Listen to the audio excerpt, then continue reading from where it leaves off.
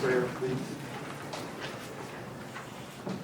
Our most gracious Heavenly Father, we come thank you tonight for just giving us the freedom to be able to come out and conduct city business, dear Lord. Just give us wisdom and guide our thoughts and our decisions, dear Lord, and just be with each one of us up here and all the people that come out tonight. Just keep them safe. Amen.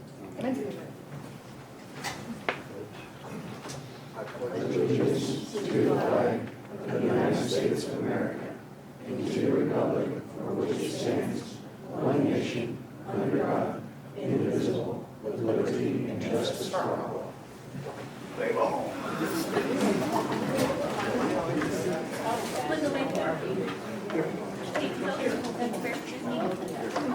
Brendan Holder. Murray Anderson.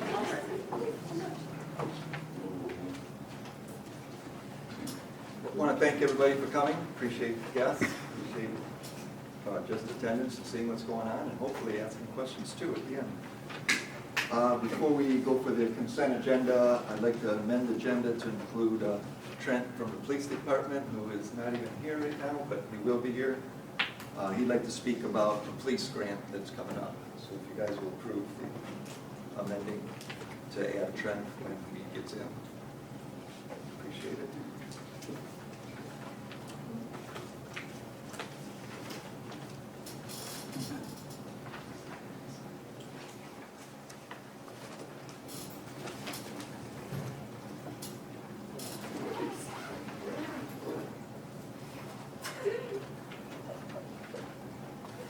Everybody's had time to look at the consent agenda.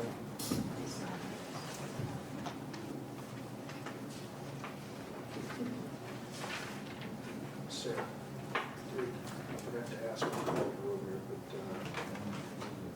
did Kelly mention anything about the double check the people the same? No, he's actually.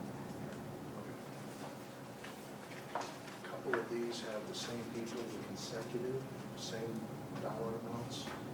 Are they in step? Is it the same charge and stuff twice? Who's the vendor? They were individuals. Hold on a second. Is that paid for? Is that what it was? Was that one? That was one, yes. One was 132 something.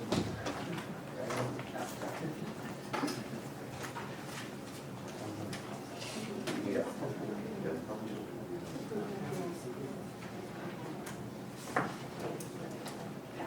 The $800 one of them was Okay. reissued. Yeah. Okay, It should, those people are winners of all tournaments. okay. And I see them down below, but I was looking at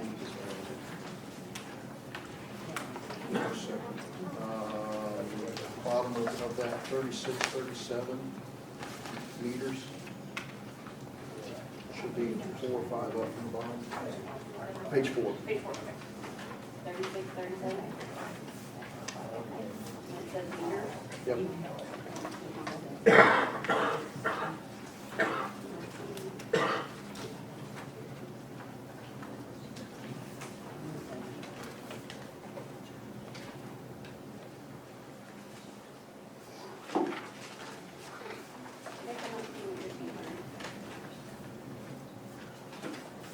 Simmons Oh, Bank? Simmons Bank meters. Simmons Bank meters. Okay, those are electric deposits for the meters. Okay, For new customers.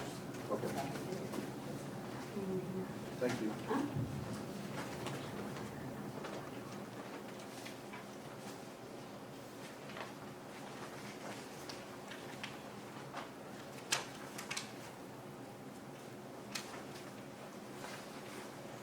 There was one more. Let me see if I can find it real quick. Is that how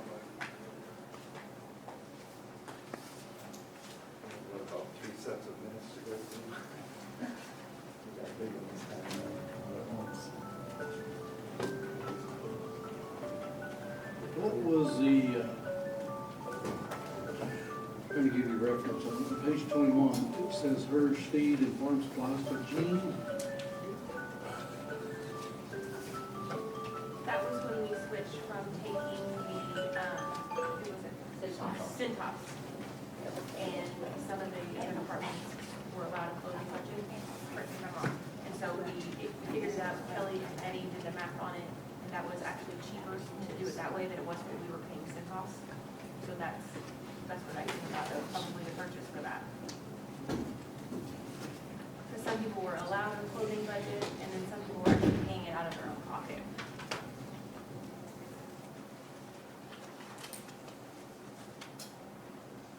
So is that a one time a year?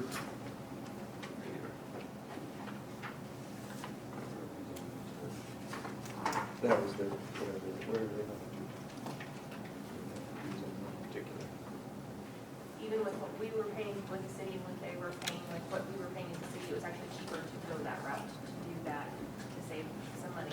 I don't remember the exact, I don't remember the number off the top of my head. It was over 300 per person per year through Centos.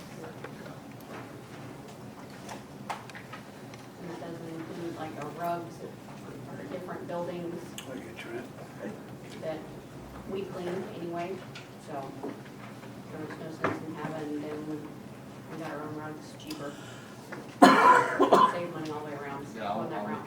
last I looked, we was saving around $800 or $900, give or take, per year, doing this, you know.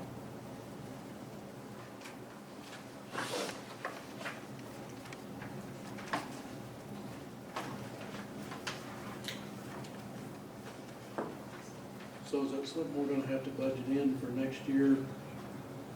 It wa- I should have already been budgeted in for Centos, so we might change how we budget, but as far as the dollar amount, it should have already been in the budget. So, but we've had Centos for several years, but I got a lot of complaints from people that had them. The clothing didn't fit right. I used to have them, and I quit them because the clothing never fit right. Has time to get them back. They don't look any better than they did when you sent them off. Sour, Yeah, come in sour. so I just quit them, and I was paying them quite a bit more than what these guys were. But it's because I opted for the Carhartts, because they fit a little bit better than the other brand. They still didn't fit great. I mean, I felt like I was wearing parachute pants all the time. So I opted out of it. But by going this route, we can give everybody a little bit of an incentive and still save the city a decent chunk of money.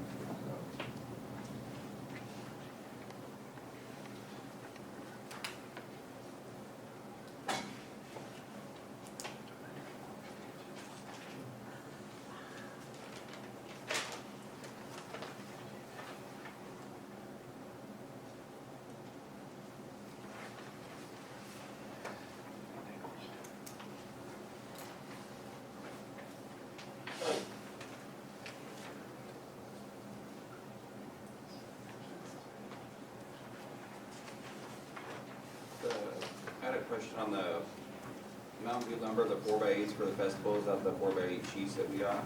yeah, it probably is. Were you able to return any of those? I need to touch base, because I talked to David, and told him to take back anything that wasn't damaged. Okay. I haven't heard back yet how many he was able to return. I know several of them Yes. I wouldn't consider to be returnable, but we've got other areas we can use those in as well.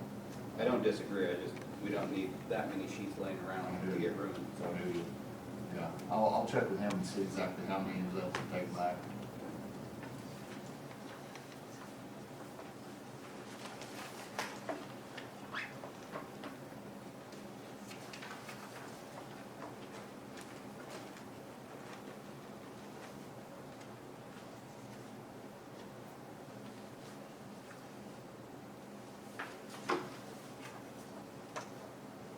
See the number of turnoffs and stuff dropped drastically. We have a percentage. I don't, I don't even remember how many were on the shut-off list. Thank you. I think it was about the same number, roughly. I think it was. For the turnoffs.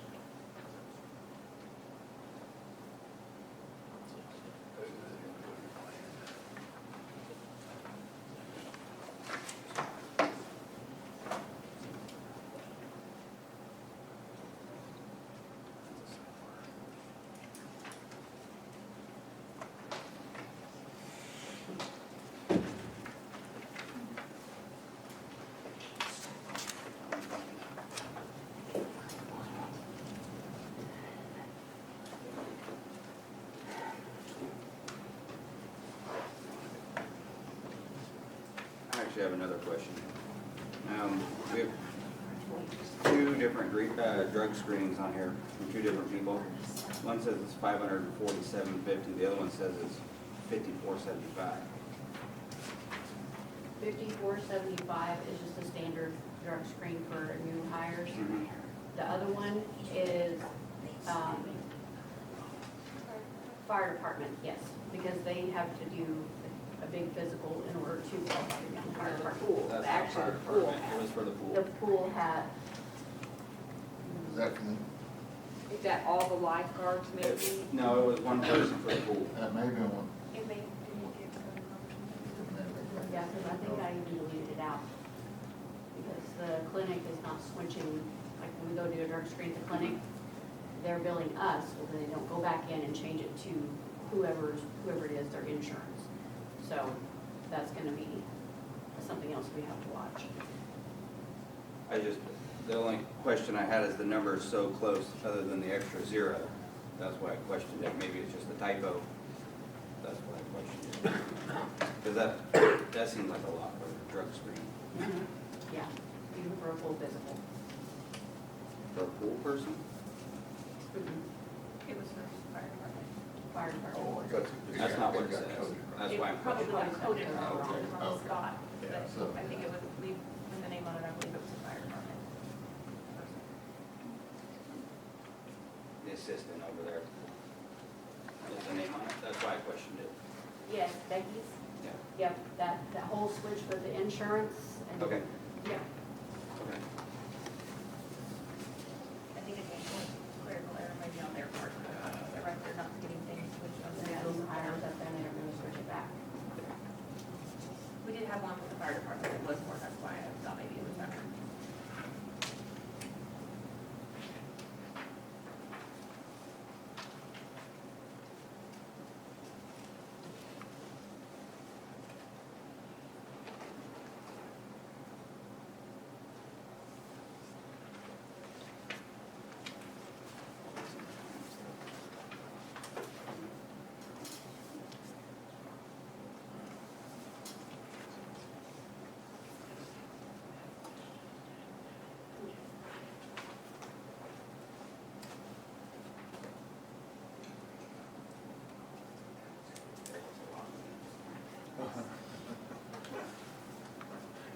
Keep it all straight. Okay, we discussed this at that meeting, not at this meeting. Sucks that we have to do it every monthly meeting. We can't do it every meeting. My job a lot easier. Remembering me.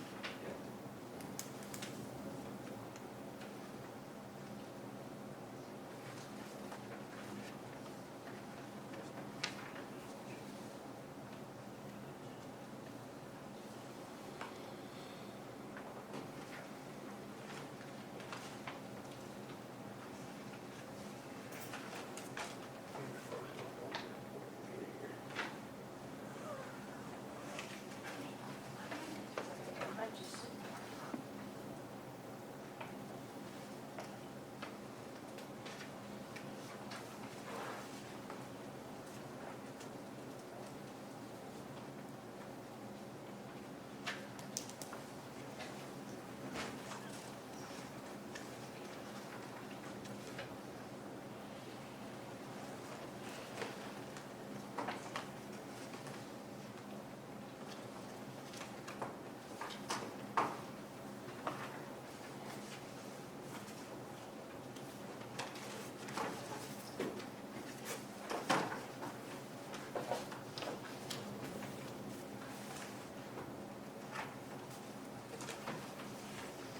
I have a question for you, Sarah. okay. Why do you have so many pages to this month's packet? Well, it's actually probably smaller than some of the other ones.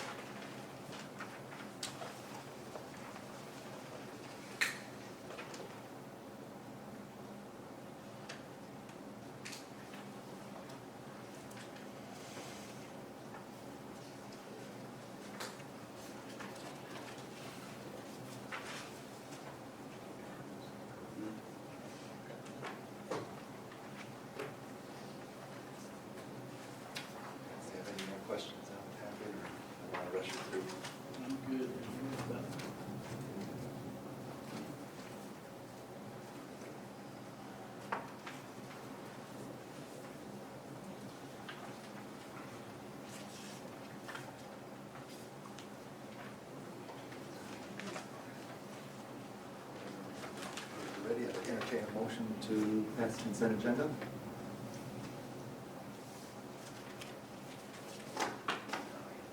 I'm ready.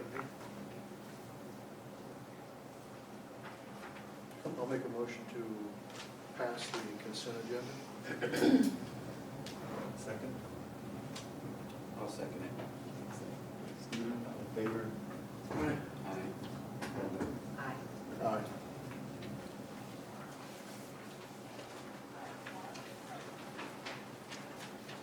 Okay, old business first. Chamber is to give an update. So, Tam. Oh, of course I have to go first. Hi guys. Okay, so June is kind of slow because it's like memberships are expiring.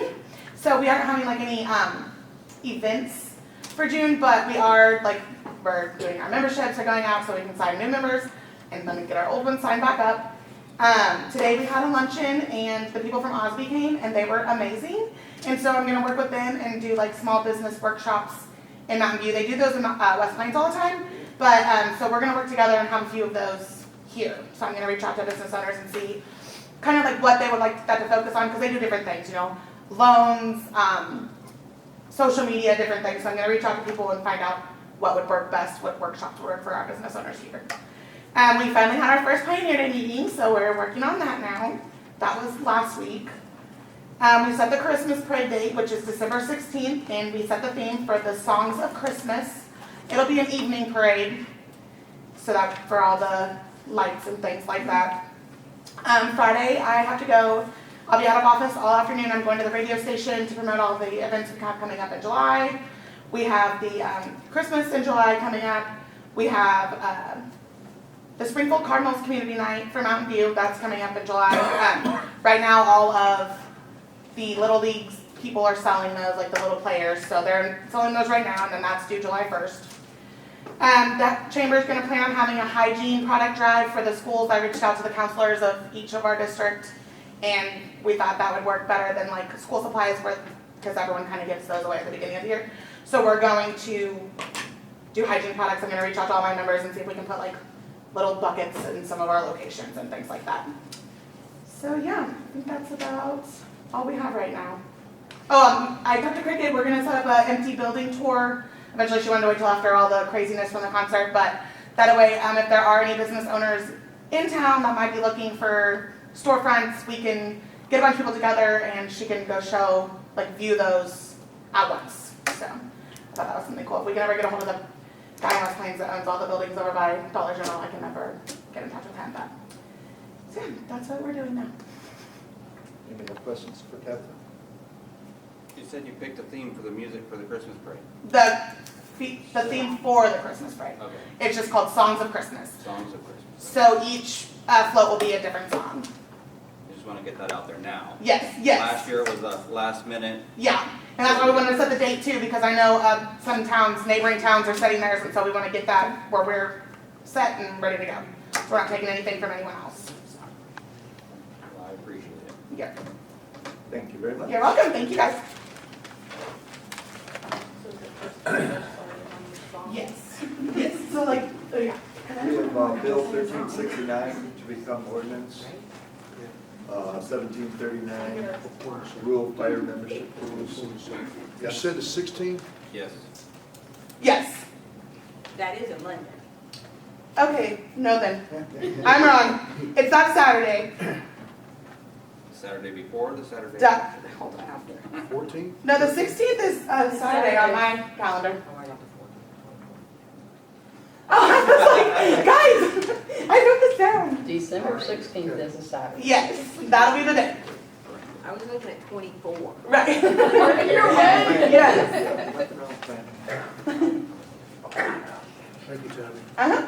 Okay, sir, if you would read the first ordinance, and then if the council has questions, we've got Jason here tonight. An ordinance amending the city code of ordinances for the city of Mountain View. Whereas the city of Mountain View, Missouri charges a set fee for rural fire membership dues, and whereas the dues for said rural fire memberships need to be increased to reflect the rising cost of expenses associated with responding to rural fires, and whereas the city council has determined that there is a need to amend the city code of ordinances of the city of Mountain View, Missouri.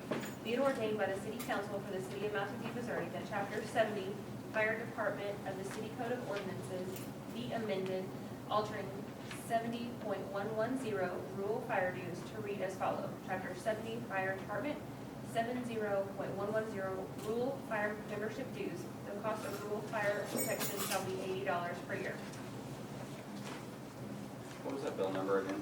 1369, ordinance 1739. What was the ordinance number, sorry? 17, ordinance is 1739.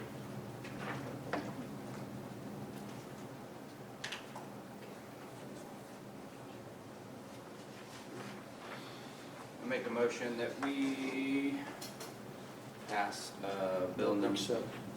Accept, sorry, that we accept bill number 1369, ordinance number 1739. I'll second that. We have a motion seconded. We have discussion. Last, we just went through and changed one. Is this part of those changes or changing back? Because there was other fees and other stuff that were involved with this, as far as a per call fee and smoking, and I don't see that in this one, Because we are only checking, we're only doing the fire, just the dues. yes, the dues at this So we're time. gonna bring because that other one back up When later. Jason does his budget, whenever he's on the agenda for the next time, he will have the rest of that information. This was just a time is of the essence because those are due July 1st and we want to get those out. So that was why this was the only section that was on there at this time, and he could address the other issues, the other stuff, because I know he's got more information for you guys as well. Okay. Any further questions? All in favor? Aye. Aye. Aye. Second reading, please. An ordinance amending the city code of ordinances for the city of Mountain View. Whereas the city of Mountain View, Missouri charges a set fee for rural fire membership dues, and whereas the dues for said rural fire membership need to be increased to reflect the rising cost of expenses associated with responding to rural fires, and whereas the city council has determined that there is a need to amend the city code of ordinances of the city of Mountain View, Missouri. Be it ordained by the city council for the city of Mountain View, Missouri, that Chapter 70, Fire Department of the city code of ordinances be amended by altering 70.110 rural fire dues to read as follows. Chapter 70, Fire Department, 70.110 rural fire membership dues. The cost of rural fire protection shall be $80 per year. Have a motion. Make a motion, we accept Bill 1369, ordinance number 1739. Second. Second. Second from Stephen. Any further discussion? Are you having any kickback as far as from your rural customers? I know that still puts us as one of the cheapest in our area. I think anytime you raise the cost of anything, you're gonna have some kickback on it. Right. But I mean, even other rural areas in our neighboring facilities and stuff, they have a higher rate than that still, correct? Yeah, it's about half of them do, about half of them are cheaper, but are also the parts that are looking to up theirs as well. All in favor? Aye. Aye. Aye. Motion passes. And the next one, council to discuss grant resolution needed for DNR. That's merely, you guys had, what would you say, gave him the authority to sign papers for the DNR loans, well, grants and loans. And they just wanted, they have their own copy of the resolution that they need for their records. And they need it passed by the board. That's basically what this is. It's just in writing what we affirmed before. I would like to see their wording a little bit different, because I don't think we can handle another loan at this point in time. I would rather just say grants other than loans. Well, it's really not at liberty to change their wording. This is what they wanted for their, I think for the it's- grant, to suffice with the grant. And when you say, where do you say that? Where, It'll be the second line item down under resolution governing body. It's authorize the making of loans and or grants.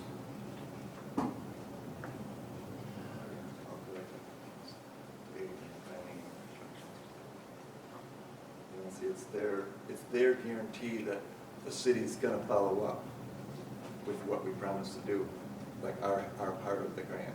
And our part of the grant is so small, I don't think we have anything to worry about there So is that financially, or is that? financially. This is definitely for the big ones that we're kicking in next to nothing. Just that they want us to be financially responsible. And this is according to their wording. Unless, Deidre, you have anything different to add to that, I had you review this.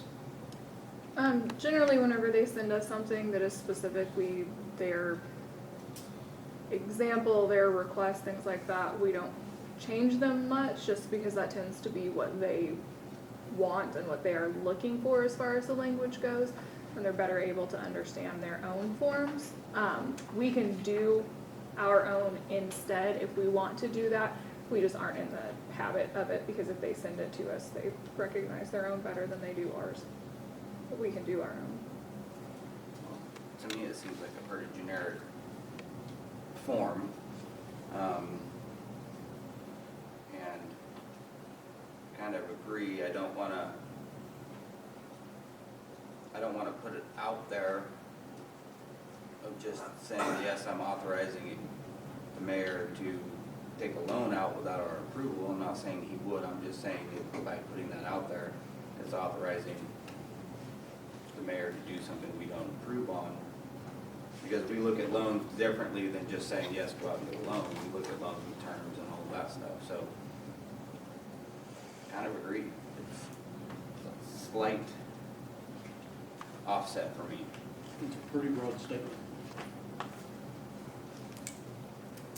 So would it be that difficult to see if they could maybe put a percent by it, like that part of the loan? Because you said that there's a percent, a small You couldn't percent is start what you. changing that, but, Sarah, do you remember any more input on this resolution?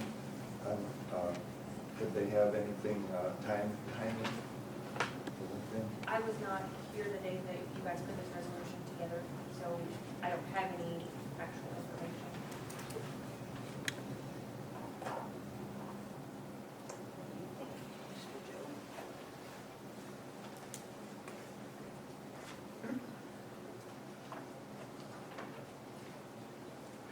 See, and this says right at the top, it's a suggested form for grant and loan application use. It's not 100% saying that that's what they want. Balance.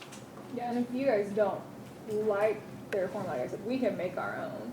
There's nothing keeping us from doing that. So maybe we could, just for timing, we could speed it up and maybe authorize it with the deletion of the loan, the word loans. And then, well, but that's still authorized, no, we have to authorize the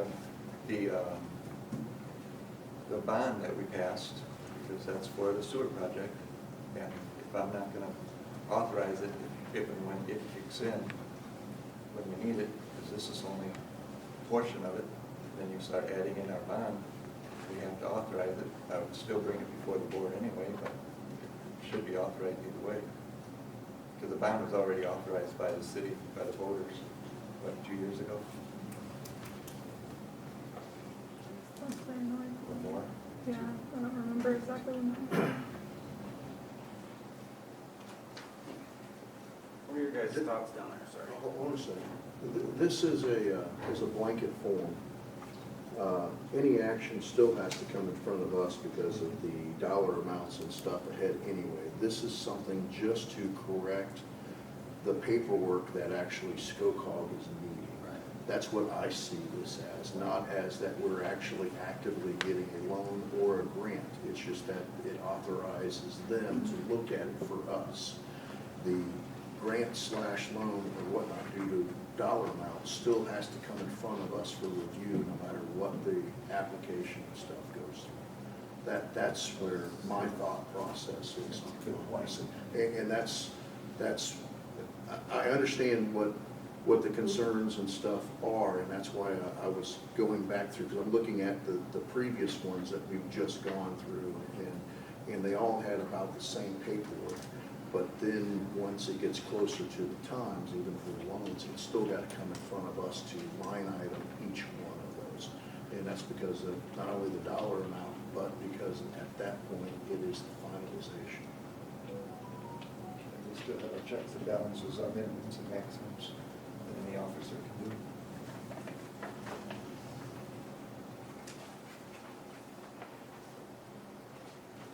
Open to a motion.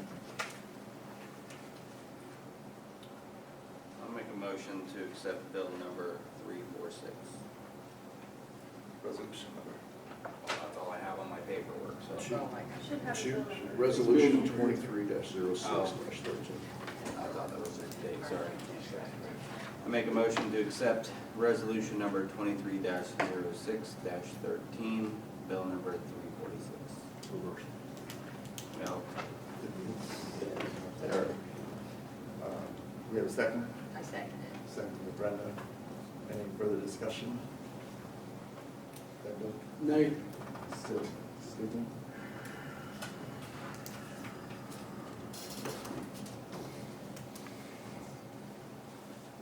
aye. Brenda? Or- Aye. Ayes have it. One nay. Motion passes. Council to discuss marketing director and city administrator positions. As soon as I just wanted to discuss this. I had Sarah put that on there from the last, we've got people that we interviewed that are wanting chancers. And I think we need to get on the ball to see what we're gonna do, and just quit leaving it hanging out there. That's not really professional, and I don't like that when they're calling 3 or 4 times and saying, hey, what are you guys doing? Because there's, they're waiting on stuff. I'd also like to proceed ahead with the city administrator too, getting some interviews on that if we can, so, it's just my opinion. I think that needs to be done under a special, not after a full-length meeting, because they go so late and it holds people here way too long, set up times and stuff for it.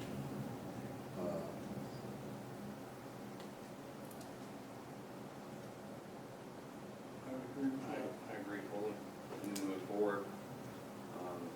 And I agree, it needs to be a special meeting because cars do run late and they do have to be done in closed session, so. Interviews. You mean the interviews? Interviews. Yeah. Yeah. So what are you thinking? Whatever everybody's calendar would. How many applicants do we have for city administrator?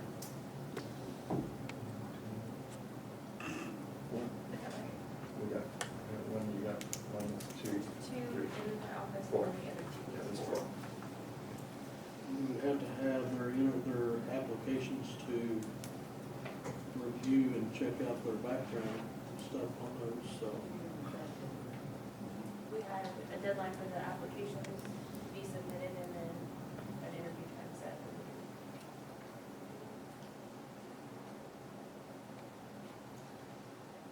So what are you thinking?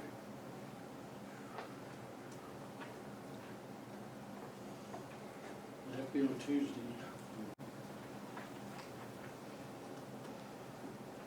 Next Tuesday would probably be a little bit quick, do you think? That still gives a week, but I mean, if you're talking about for both, but you also got a second interview for 2. Yeah, So that, you're looking at 6 interviews. I would say, in my opinion, just throwing this out here for the marketing director, I'd say do it next Tuesday.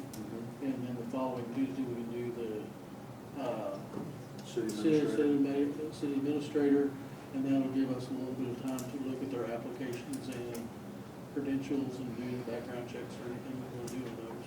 Are But we that's- gonna have another special, like another budget meeting? We still have a few other budgets to be on, we'll have to do one of those at the end. We'll have to spread those out so it doesn't take too long, because the ones that we've got left aren't very big, right? We've got fire department. Fire department, water, and police.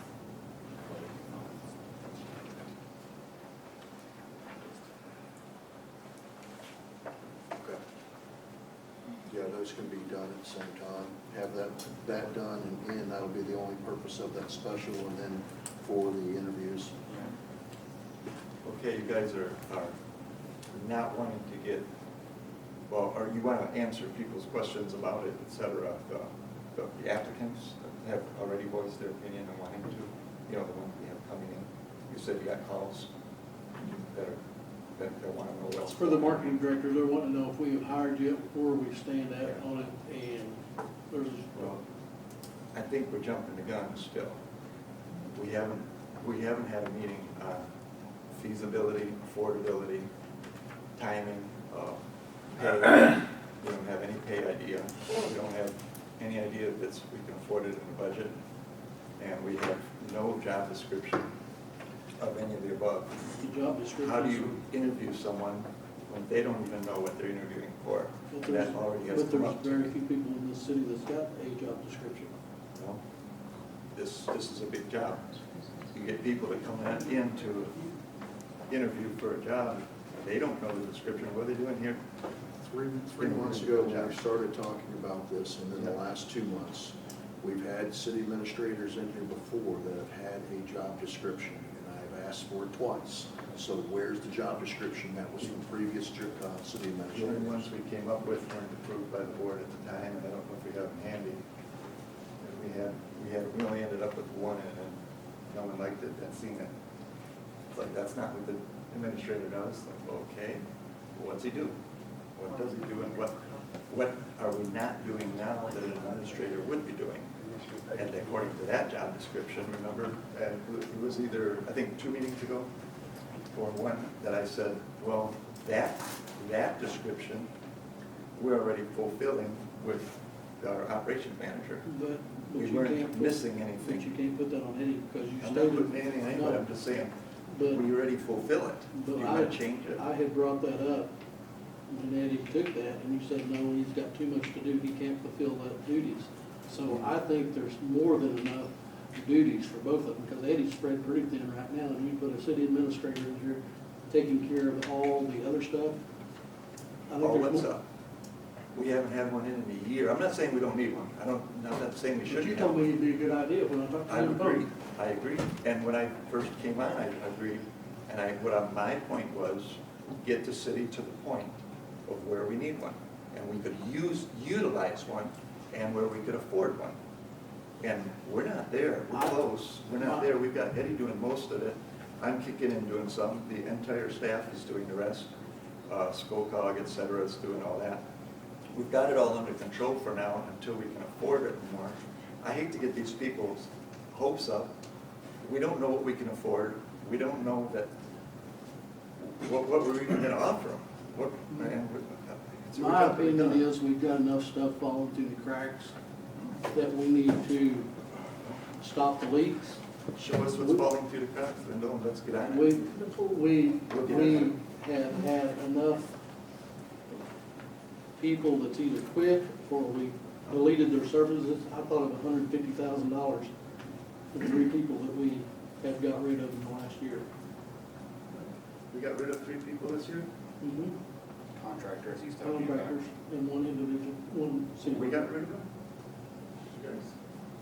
We we had got rid of we had wastewater, we had Tina, and we had, We didn't get rid of them. well, we Tina's didn't get still rid, on. we didn't get We rid of still- them, but We still use Tina. you said that we was gonna not have that expense anymore. And we got rid of Larry Cattell. Larry and Tina come up to almost $100,000. Yes. Our, That we the did the spend. wastewater was $50,000. But that's not a yearly budgeted item. We did spend on it, and we've lost revenue, and we've gone down from just over $700,000 a month to about $640 or so this past year. But the last time we So we confronted went this, backwards. the last time we confronted this, John, you said we was fine. We was looking fine, that's, Right. because I brought this up in either February or March, and I was looking at dollar figures, and you said, no, it's all fine, we're all good with finances. We don't have any problems, we're all good. Right, because So I are we knew, not good, or are we good? you're right, because I knew we were getting the budget done to where we don't have to pay that expense anymore. We were getting the water department with our, at that time, recently promoted supervisor, can handle it without Larry. So I knew, yes, we are looking good. We've got those expenses off. But to take on more in the meantime, we're not there. Linda, we've got our budget, even though it's not done yet, the final audit, we've got 2 out of 3 audits done. And when we get the 3rd one, that's when we should be making a decision. Hey, John, you really were wrong. You were wrong. We're really got $900,000 a month coming in. We're only spending $700,000. No problem. Great. Go get that. Go give everybody raises. Do whatever it takes to do what we need to do. But at this time, we don't have that. And what we do see, we're watching month to month. We got rid of those, not got rid of those expenses were one-time expenses, and they're done. And now we're at a lower threshold. We're operating on a lower amount. We barely have 1 month of buffer. One month. If no one paid their bills for a month, we would be in trouble the next month. That's all we have. So all I'm saying is, Financial let's is get this another check, under control. that is one of the major items that are there. The biggest thing is where we're at as far as your top. And you gotta tighten your belt up every time that you have big spending items. The big spending item that we've had, that we haven't recouped from, is the pool, correct? Okay, so how much money are we due back in from the pool? Roughly 210,000. Okay, and that's after we pay off the contractor and get everything else in at that time? That is, they applied for, I don't have the paperwork in front of me, but roughly $420,000 is what they've turned in. And the reimbursement will be 50% of that, so it'll be 210, you'll take $210,000 would be what we would see coming back. So the big expense that we're missing and stuff was a one-time hit that we have gone through for this. We have paid last year above what our budget was for contracted labor. Okay? The extra person that's there can help make sure that we are not overexpending and give another set of checks and balances that comes back to the reporting to all 5 of us. That way it's not on one person's shoulders and it's not on someone's shoulders that's supposed to be doing operations. It also goes into HR, like I've discussed. I've said it over and over again, and if we need an updated, that's easy enough to do. Who on the board would like to get an updated? No, updated job description. Job description for those positions? I will do it, and I can have it by next Tuesday for our next meeting, and we can approve it. For our approval. Okay, that would be the first step. Also, keep in mind, just because we're interviewing does not mean that we are hired. No. That's the other part that I don't think everybody is getting. The longer that we have a hole that's still getting out where there's no oversight to, the bigger that hole gets. Okay, that's where I'm at with it. I still would like to interview, I'd like to see who's out there, what qualifications they've got, and that way we can present as far as proof of that. Does it mean we're not? And that's the first thing that I think that Lyndall actually said when he brought this back up in April, was it's not saying that we're going to hire off the first one. No. No, we all agreed on that. Correct. But if we do not actively look, then it looks like, oh, they're on again, off again. And that's very unprofessional. That's where I'm coming from, because these people that asked to be a marketing director, it makes it look really bad on us, because, you know, we've had them come in and interview, we told them that we'd probably have a second interview, and we haven't done anything, and that's been 2 months ago. It gets mixed up between marketing and administrative. It's still the two positions. We're talking about both. Yeah, you can't really mix them both up, you tackle one at a time. As far as the talent that's out there, of the 4 that we have applicants, 2 are very well overqualified and experienced in exactly what could be used. Overqualified to me is just a way of someone feeling threatened. So that's always been my number one thing. They're either qualified or they're not qualified. There's no such thing as overqualified. Yes, there is. No, there's not. That basically means I'm afraid that something they're going to do is going to take over for somebody else. Qualified or not qualified. There's no ifs, ands, or buts about it. Well, that would be part of the interview process for us to decide But as far as our qualifications concerned, they have 3 times as much as our qualifications require. So they're very well qualified for this job, if that's what we do. So can we get those applications? We have, the problem there is 2 of the 4 presently have jobs. They are both, I thought I brought this up to you guys before. Both well aware of our record of, even in closed session, it coming right back from the street, within hours of our closed session.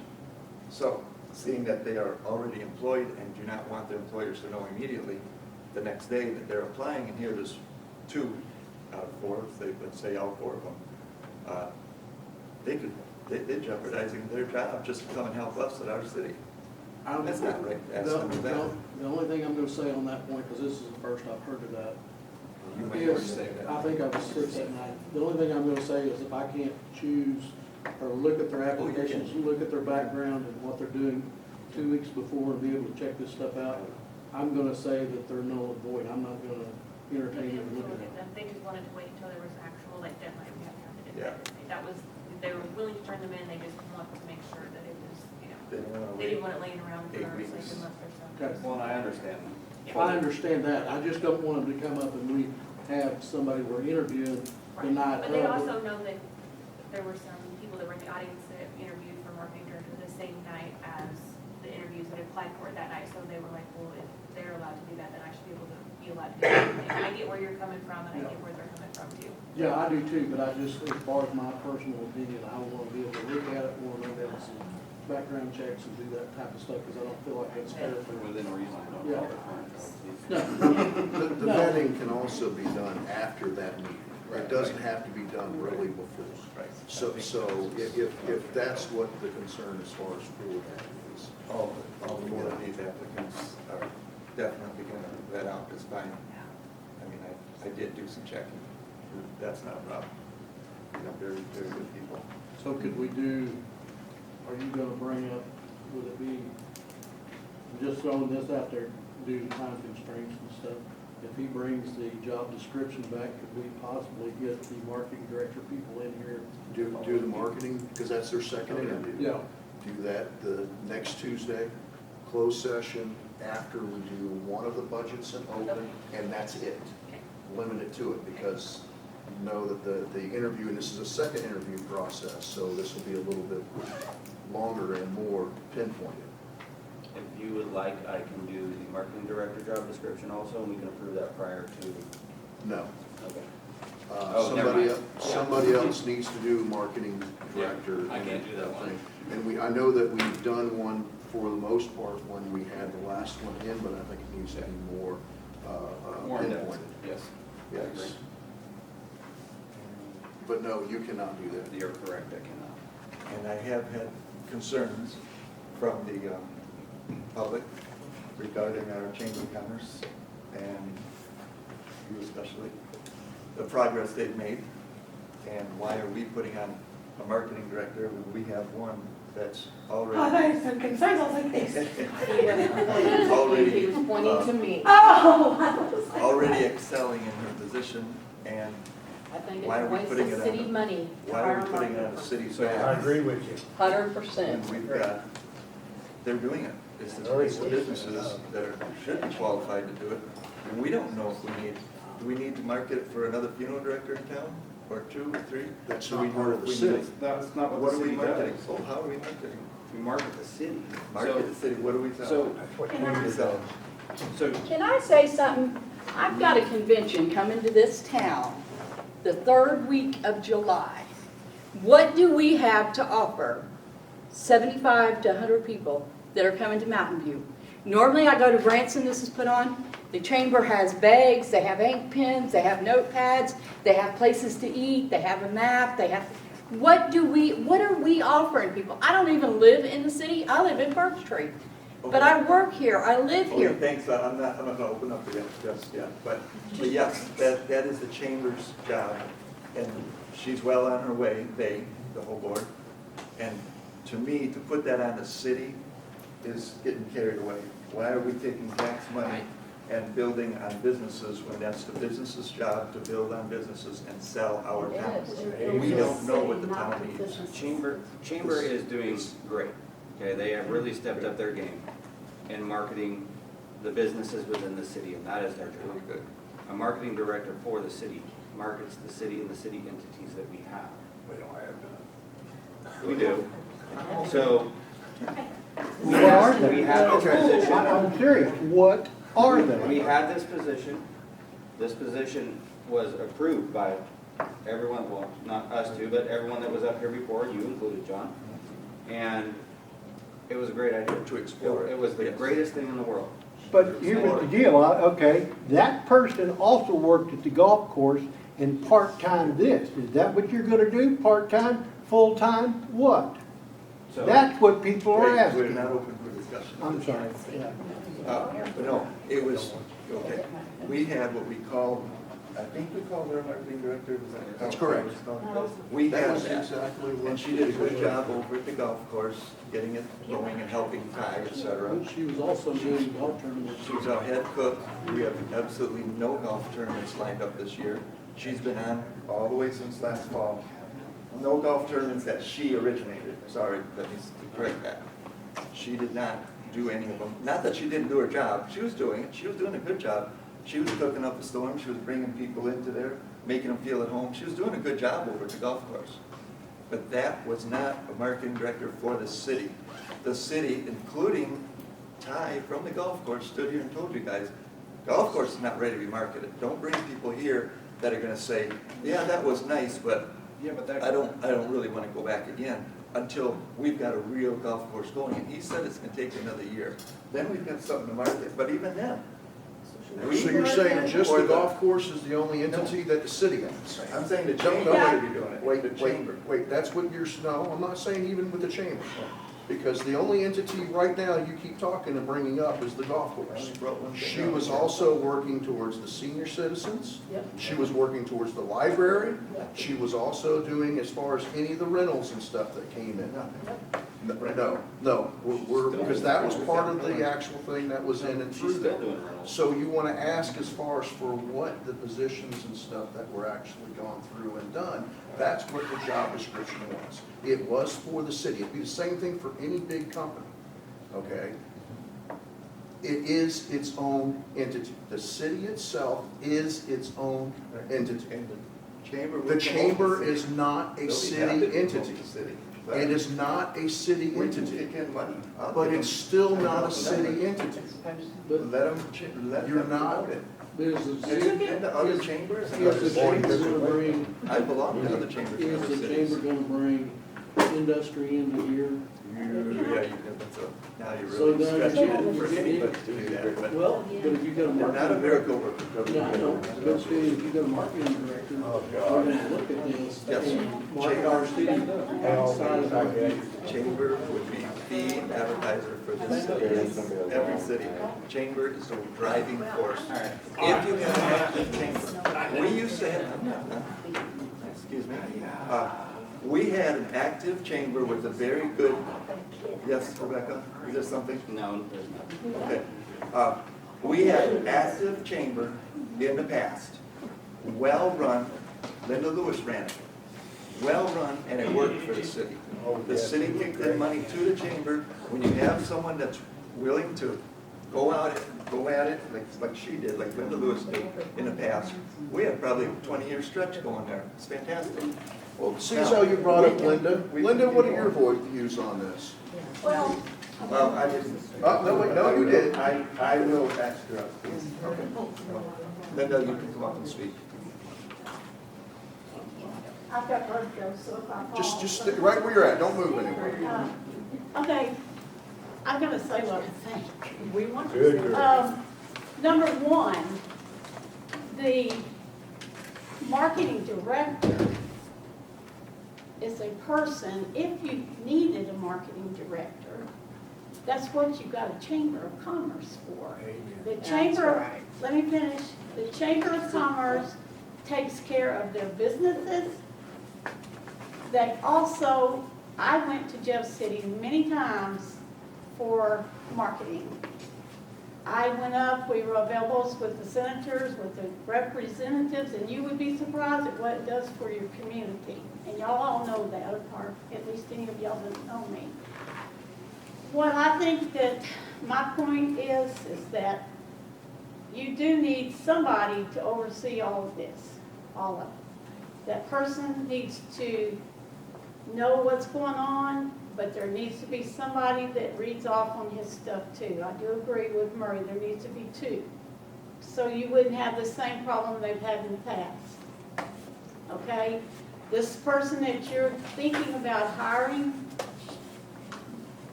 that's your mayor, your city council. You all go to Jeff City and market your community. You don't send one individual. You notice West Plains got rid of their marketing director because he was not doing his job. And don't quote me on that, Andrew. To bring in business, that is totally opposite. That's economic development. Economic development, we did not have a person to do that here. So when I was at the chamber, I wore every hat there was to wear that I could wear. I don't know if any of y'all remember what I did.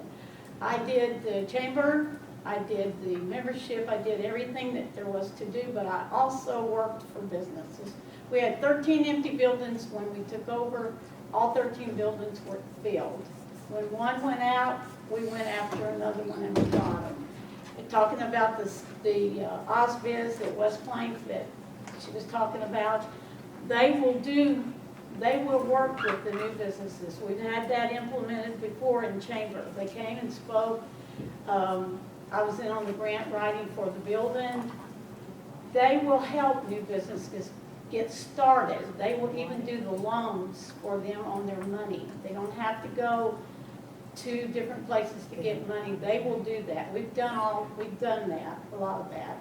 But the thing that bothers me the most, back in the 90s, the chamber, the city, the chamber, community betterment, and all the little clubs all niched at each other. One of the councilmen said to me one time, why can the city and the chamber not work together? And I said, because there's no good communication, number one. And number two is everybody wants to be the big person. You guys make your decision, the chamber makes their decision, and their job is to market this community and to bring people into town. To buy your business product and also to stay at your motels and eat their food. So that's what the chamber does. The chamber, and we had a function every month. We didn't have one just at certain months. We had one every month. Y'all might not have thought that was much, but I'm gonna tell you something. When we took over, when I was on the board when I first went to work for them, we were in the red, bad. We didn't have any money at all. And then when we started working it, Nona said it's the first time in the history of the chamber they had to file income tax. We were doing good. And it just needs to let everybody do their own part. Community Betterment is a group that works for the community to better the community. That's what community betterment means. That means they go out, they get grants to beautify the buildings, the rehabilitation of the community as far as housing. Everybody has a job and a hat. And they all need to stay in their own little cubby hole until they're called upon. But don't try to do it all. And everybody tell everybody else, or go out and talk on the streets. And that's what I'm hearing, big time hearing, is Mountain View has, it's not good. And I hate to see it because we worked hard back in the 90s and 2000 to get everybody to work together, and now nobody's working together. Everybody's sniffing at each other, and it's for the community and for the people of this community to improve their lives. That's what you're all here for to do. And everybody needs to do their own thing and keep their own agenda in their pocket and not go talk about this one and that one and everybody. Just do it and flow it together. Everybody work together. I don't know why we never fought with anybody when we were there. I mean, everybody worked together. If I needed something, I came down here to talk to the city council, and you guys were gracious, and if we needed anything, we asked for it. Well, we never got help other than just with the scholarships and a little bit for Pioneer Days. We made our own money, but we worked at it. I think that marketing needs to not just be the golf course. It needs to be your swimming pool. It needs to be your airport. It definitely needs to be the golf course because that is a big factor in bringing people into town. You've got good flea markets here. People love that. Women love that. And there's just so much that's not being done that needs to be done. And that's not, you guys tell Chamber, I'm Marian. You tell Chamber you're your own entity and you make your rules and you put your director in the job that she's supposed to do. The city doesn't do that. The Chamber does it themselves. Am I not touching on something you want to hear or? No, I wanted to hear your opinion. That was. I do not think that the city needs to hire a marketing director because you've got people, it's more of it is word of mouth. A lot of people talk about it by word. They meet each other at the functions, they talk about it. But that's an expense that's big. City administrator, if you had a good city administrator, you would have somebody that would do all that. That would be, he would carry the load for all of you and for the mayor or she, whomever. And they would go to Jeff City to get businesses. They would go to Jeff City to get money. They would go to grant programs, anything that the city needed. That's what that person would do. That's what your city administrator is supposed to be doing, not sitting behind a desk and pushing pencils. And I totally think that in order to build the chamber, you've got to get out and beat the streets. You got to make people want to join the chamber. You got to be their cheerleader. You got to be their worker. You got to do everything you got to do. But we are not where we should be. Thank you, Linda, appreciate it. I'm sorry, I didn't mean to preach. Is there something, I probably didn't make anybody happy, but You should great. give your opinion, don't be asked. we were very successful, and it can be that way again, but everybody's got to work together, not fight. That's the big thing. Thank you. A little bit unorthodox. We're in the middle of our old business. We're at the end of our old business. That's the last line item. The new business, we have a few people that wanted to speak, and I've got a feeling it's going to blend right in with what we're at. So I'd like to just go right into new business and keep this going, this discussion going, because we don't have this settled. And I think we have more answers, hopefully, if we hear from other questions coming up, and we can answer their questions. And so, Calvin, would you like to go first? Sure, why not? Oh, would you, hold on, Terry's back there. Terry gets first bid. Okay. First of all, I'd like to thank you all for letting me come up here. You might not like me when I'm done, and you might not like me now. First of all, I'd like to talk about the concert. I went and got a printout thing from the city hall, and they said that you spent overall $37,623.40. And it said you were short $8,057.50. Where are the expenses? There's no expenses, you guys are saying. Oh, we broke it down there. By income, I see the expenses. You didn't give the expenses on It was it. all in one.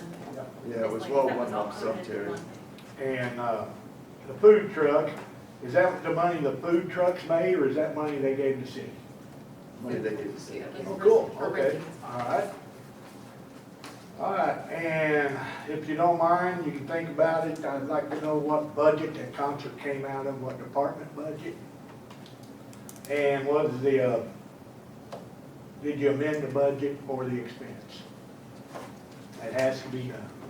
We had to do that back in. It was done when you brought it up. Did you amend it? Yes, it was Okay, cool. actually amended and it was part of parks. All right. And as far as like what she was talking about, I feel the marketing is very capable of the young lady that was here. That has always been Chamber of Commerce job in any town you go to. I used to be a mayor down by Piedmont. Chamber of Commerce brought in all our marketing. We don't need a marketing person. Some of you feel you do to help your own family, but we don't. And also, as far as administrator goes, where are you guys gonna get the money to pay him? I mean, you're always saying you're short, you're wanting to raise our electric bills, but you don't have enough money. And yet alone, you're gonna pay somebody in excess of $100,000 a year to be our city administrator. When you can go out in town, I know Eddie's got a lot on him, Eddie does a heck of a job. And another thing that's got to stop, like she was saying too, is people on this board has to quit going out and telling people what's talked about in closed session, because that's not allowed. That's supposed to be private board information. But you have people going out, because I saw one of them talking the other day about just blabbing on what happened in closed session. And that can't happen, guys. You guys have to be accountable for what you're doing. Because one of you, when you was running your campaign, running for the first time you run, was saying, I will be held accountable for my action. Well, it's time you step up and be accountable for your actions. Because you're breaking this city. And the elderly in this town, it's just getting rough on them to pay these bills you guys are putting on them. If you don't have the money, don't spend it. Don't worry about what's coming in 6 months. If you don't have it in front of you, don't spend it. If you have someone already doing the job, leave it the way it is. That's 3 minutes, guys. I don't know if you're not gonna do Yeah, I that. knew you'd cut me off. You wouldn't nobody else. You're first, sorry. I only have one correction for you. Closed session, and I'm defending everyone up here, is only good for, I think, 72 hours. After that, it becomes available to the But public. the next day it's not. Yeah. Yeah, and that's when I saw the board, the councilman or councilwoman talking to a business about what was, everything that was said in closed session. And it's getting out of town, and that shouldn't be, guys. You guys represent us. You don't represent yourselves. You know, just remember, be accountable for our money you're spending. Thank you, appreciate it. And Kelvin, How many minutes do I have? 3. First thing I'd like You to don't say much, you go all day. I'd like to say thanks to Eddie.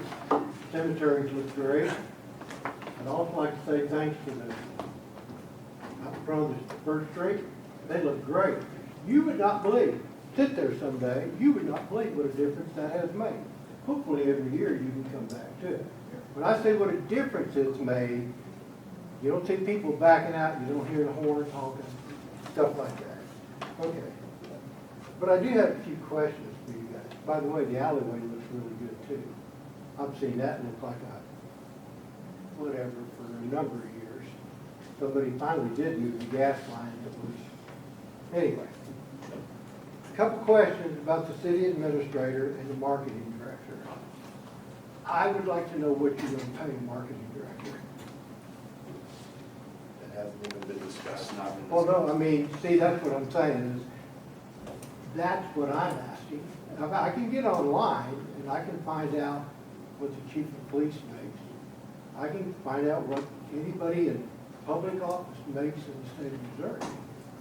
I want to know as a taxpayer, what are we gonna pay that marketing director? We got no answer? We haven't discussed it yet. Well, but you're kind of putting the cart before the horse. Are they gonna be the ones to tell you what they're gonna pay? Okay, let's go to city administrator. What are you gonna pay a city administrator? Discuss that. Anybody? Depends on their experience as well. Experience? You didn't ask for any experience. You absolutely put an ad in the newspapers, asked for people to go up for a city administrator. I walked in, I asked. What's the qualifications? We don't know. What's the job description? We can't tell you that because city council hasn't voted on it. What's the base pay? We can't tell you that because we don't know. So I'm asking right now, how much money is the city council willing to spend of my tax dollars for a city administrator and a marketing director? Nobody has an answer. So we don't know how much we're going to spend every month. Well, what? I'm serious. See, this is what bugs me. It really does bug me because I've been in business for 35, 40 years. If I don't have money, I can't spend it. I'd like to buy something, but so what? You're working with my money and your money. If you can't say what something's going to cost, why are you going to jump off a cliff and halfway down hope you got a parachute? I think you're putting your horses before the cart, or your cart before the horses. Yeah, That's 3 I really do. Do you have any short, quick point? Okay, I listened to something else here. I've heard Willow Springs. This is where I'm going to end this at. Okay, Willow Springs, and I happen to read this just for the heck of it. We've been compared. I saw a deal in Willow Springs, Summersville Beacon, about cell phones in the city. And what they did was they tabled it and said, listen, this is what we need to do. We need to ask people of the town what they want. Now, it's not going to be too hard to send out a questionnaire with my electric bill to find out whether or not we think what the city needs. That's pretty easy. Do we need a city administrator? What are we going to pay him? Do we need a marketing director? What are you going to pay him? Do we need sewer? Do we need water? I was at those meetings, by the way, down there, and this is what I heard. Infrastructure, infrastructure, infrastructure, infrastructure. When I say that out there, it looks really nice. And I would hope, and this is, that the city is going to go ahead and do all this infrastructure. Thank you, Calvin. In response to some of that, yes, we are concentrating on infrastructure. And in order to do so, we did have to take out one loan in order to get this one done at a cheap, lower price and before a catastrophe happens. It is done. That was good. But at the same time, we have to concentrate on retaining our employees, from the police department to our grave workers in the cemetery, to our water department, to electrical department, everybody. And we have to concentrate on that, and I want you guys to think about that too. I'm looking out for what's best for the city overall, not one position. Yes, I like this, I like that. No, do we need this, do we need that? But the point is, we have to make sure we've got all that done and going well for this next budget before we jump off that cliff. And I think we really need to rethink and slow it down a little bit so that we know where we're at, what we can offer, what we can and can't jeopardize. And in the meantime, can we get along without adding or changing anything? Yes, we're doing fantastic. Fantastic. The City Hall is doing great. Every worker in the field I'll stand behind, every single one of them. They're doing great. We're doing good. Everybody cooperates with each other's departments. They cooperate with outside contractors to save the city money. It's been fantastic. I don't see any holes that we need to fill at this time, especially without knowing where we're at with what to fill it with, because usually it takes money. Yes? I've worked for the city for a long time, as you know. And I've seen these questionnaire things being sent out in the past, and they died for lack of response from the public. Every one of them that I know of that have ever been involved in the past. I can give you some examples if you want, but that's the deal on that. That's all. An idea there, offshoot of that, actually, if it gets to that point, is it would be very cordial of us to have a town hall meeting and go from there. I don't think the council would oppose that. That usually would get people together just like today. get questions answered, and we can explain why we're going to do something or not going to do something. And we'll have facts and figures by then to back it up. The other thing about the cart before the horse, I can't blame them. They want to get things moving. It's none of their fault or mine. We still don't have our final audit. That would be nice. That would be nice to have that final audit. We've got 2 out of 3 done. And as soon as that one's finished, that gives us a whole lot better feeling and a whole lot better going to the bank with it. Linda, do you have something to I add? was just going to say that we did the chamber board walked from house to house with a town and country sack, with a survey inside the sack, hung it on their doors. The first time I've ever seen over 50% return. We got back probably close to 70%. It was very good, and it was to do exactly what you're talking about. That's experience talking. Thank you. Does the council have anything more to add or discuss at this time with that, with regards to the marketing director and city administrator positions? John.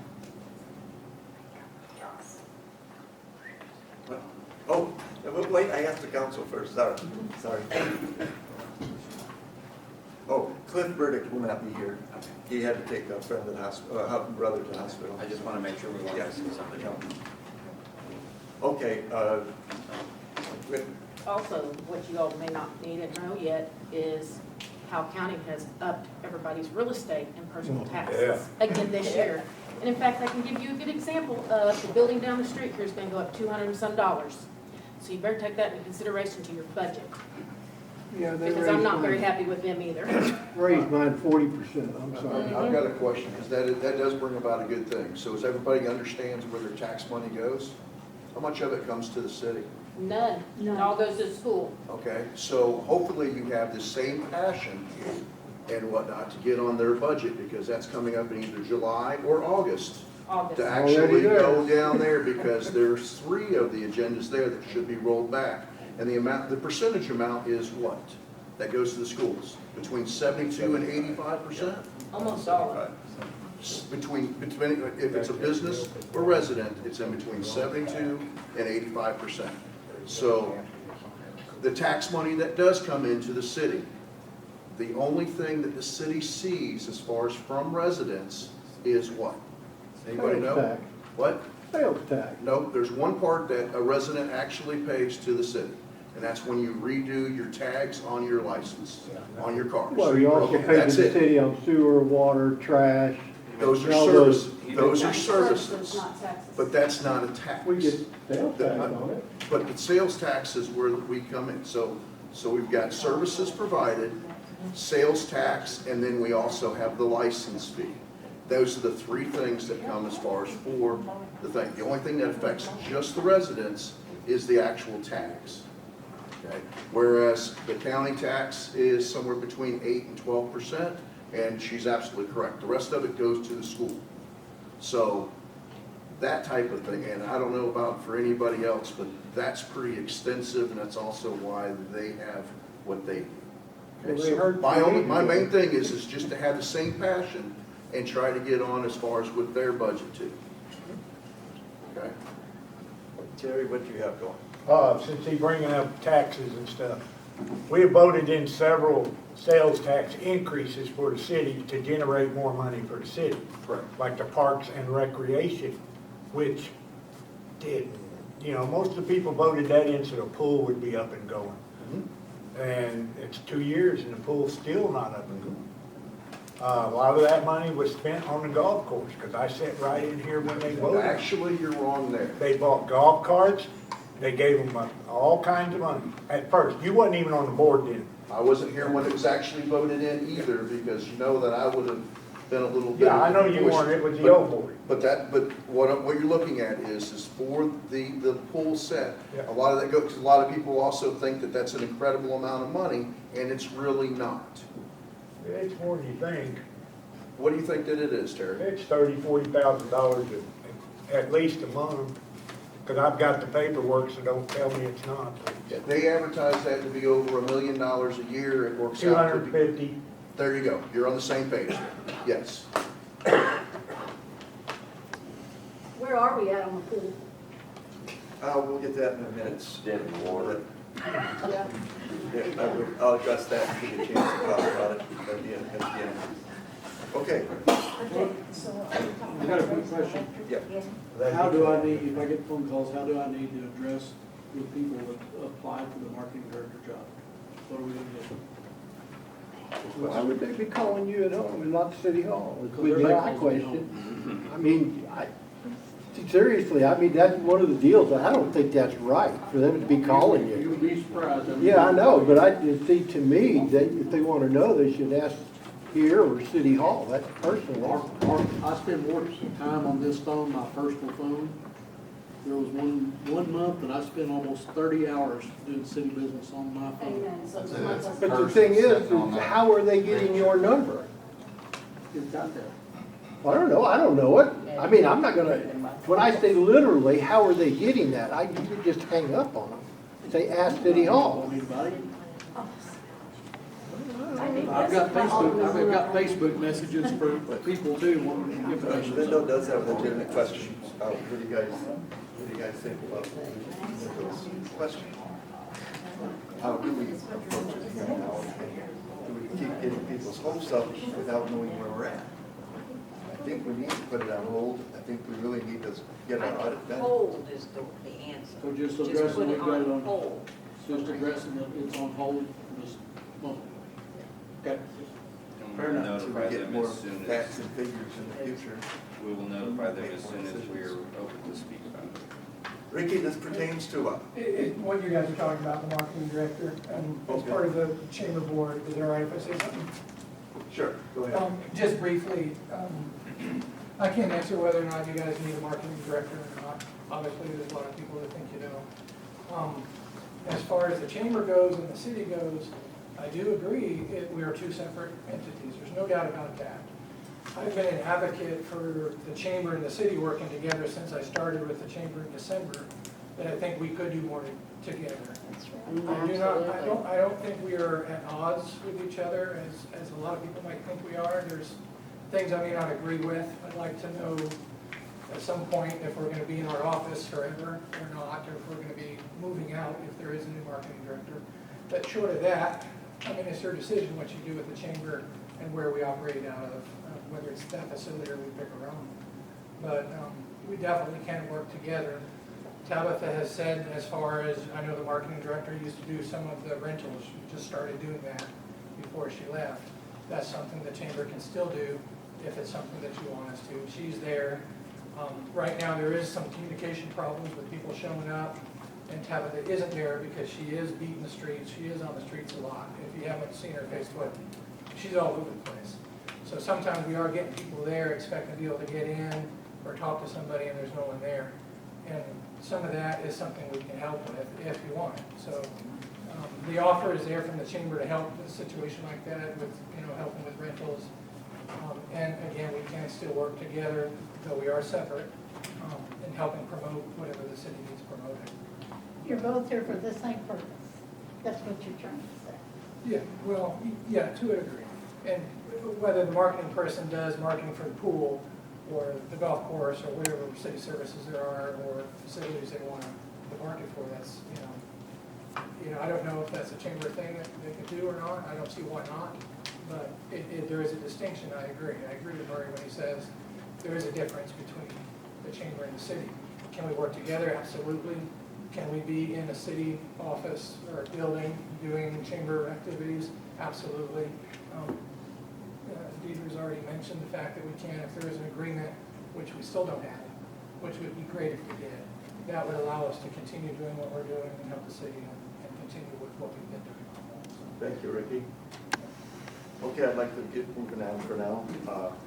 Next was council to discuss 4th of July holiday. Eddie, would you like to discuss what's up with the 4th of July holiday, or Sarah?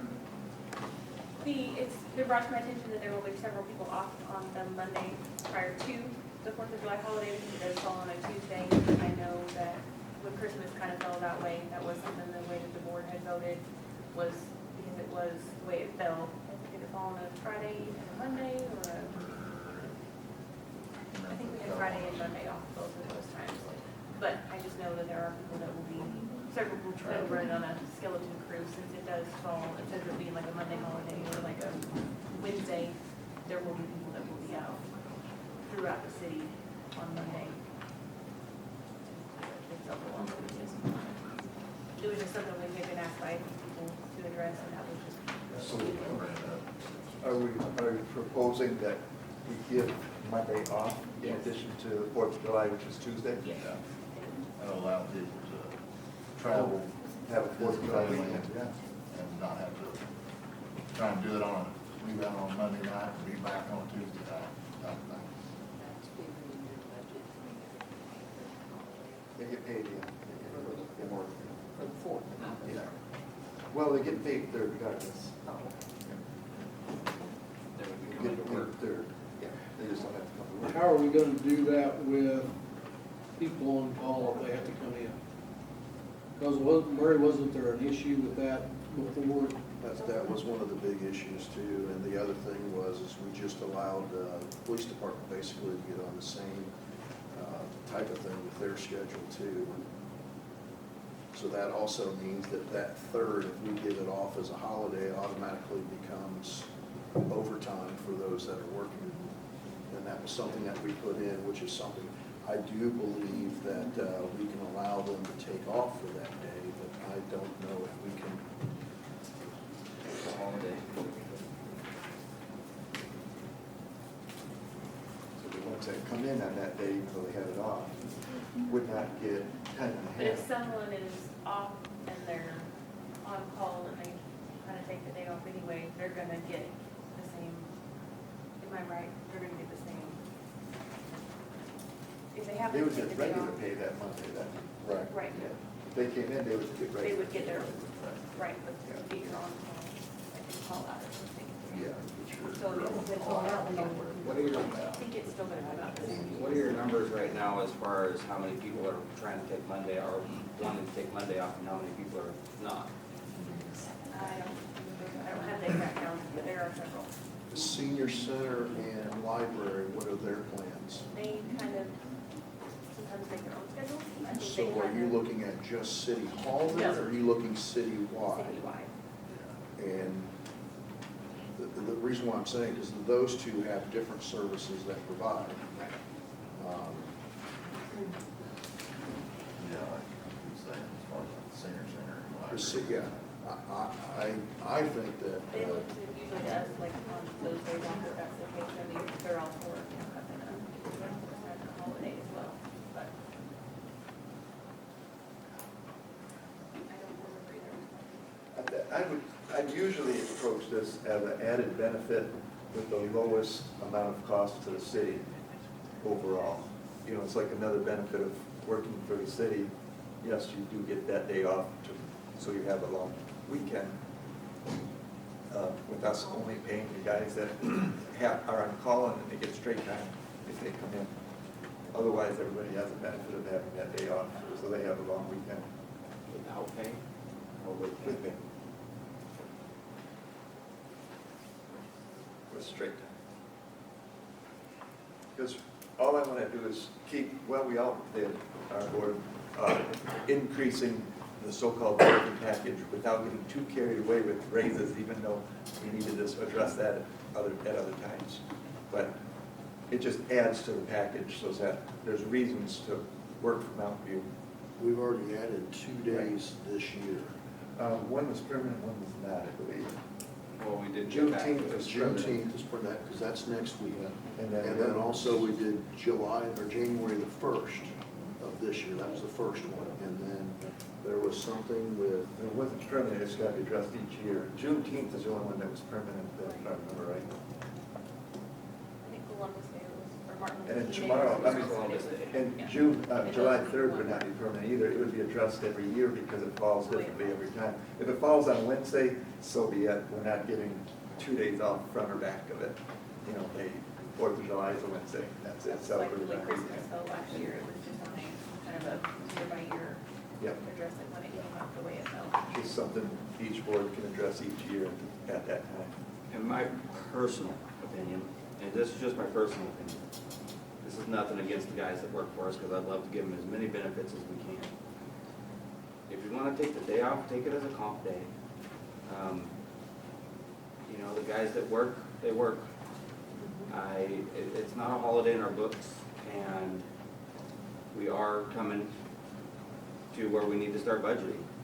And adding more time, and then, you know, those guys that do have to come in and work or do get called in, they're getting paid the same as the guy sitting on the lake drinking beer. I don't feel that's right.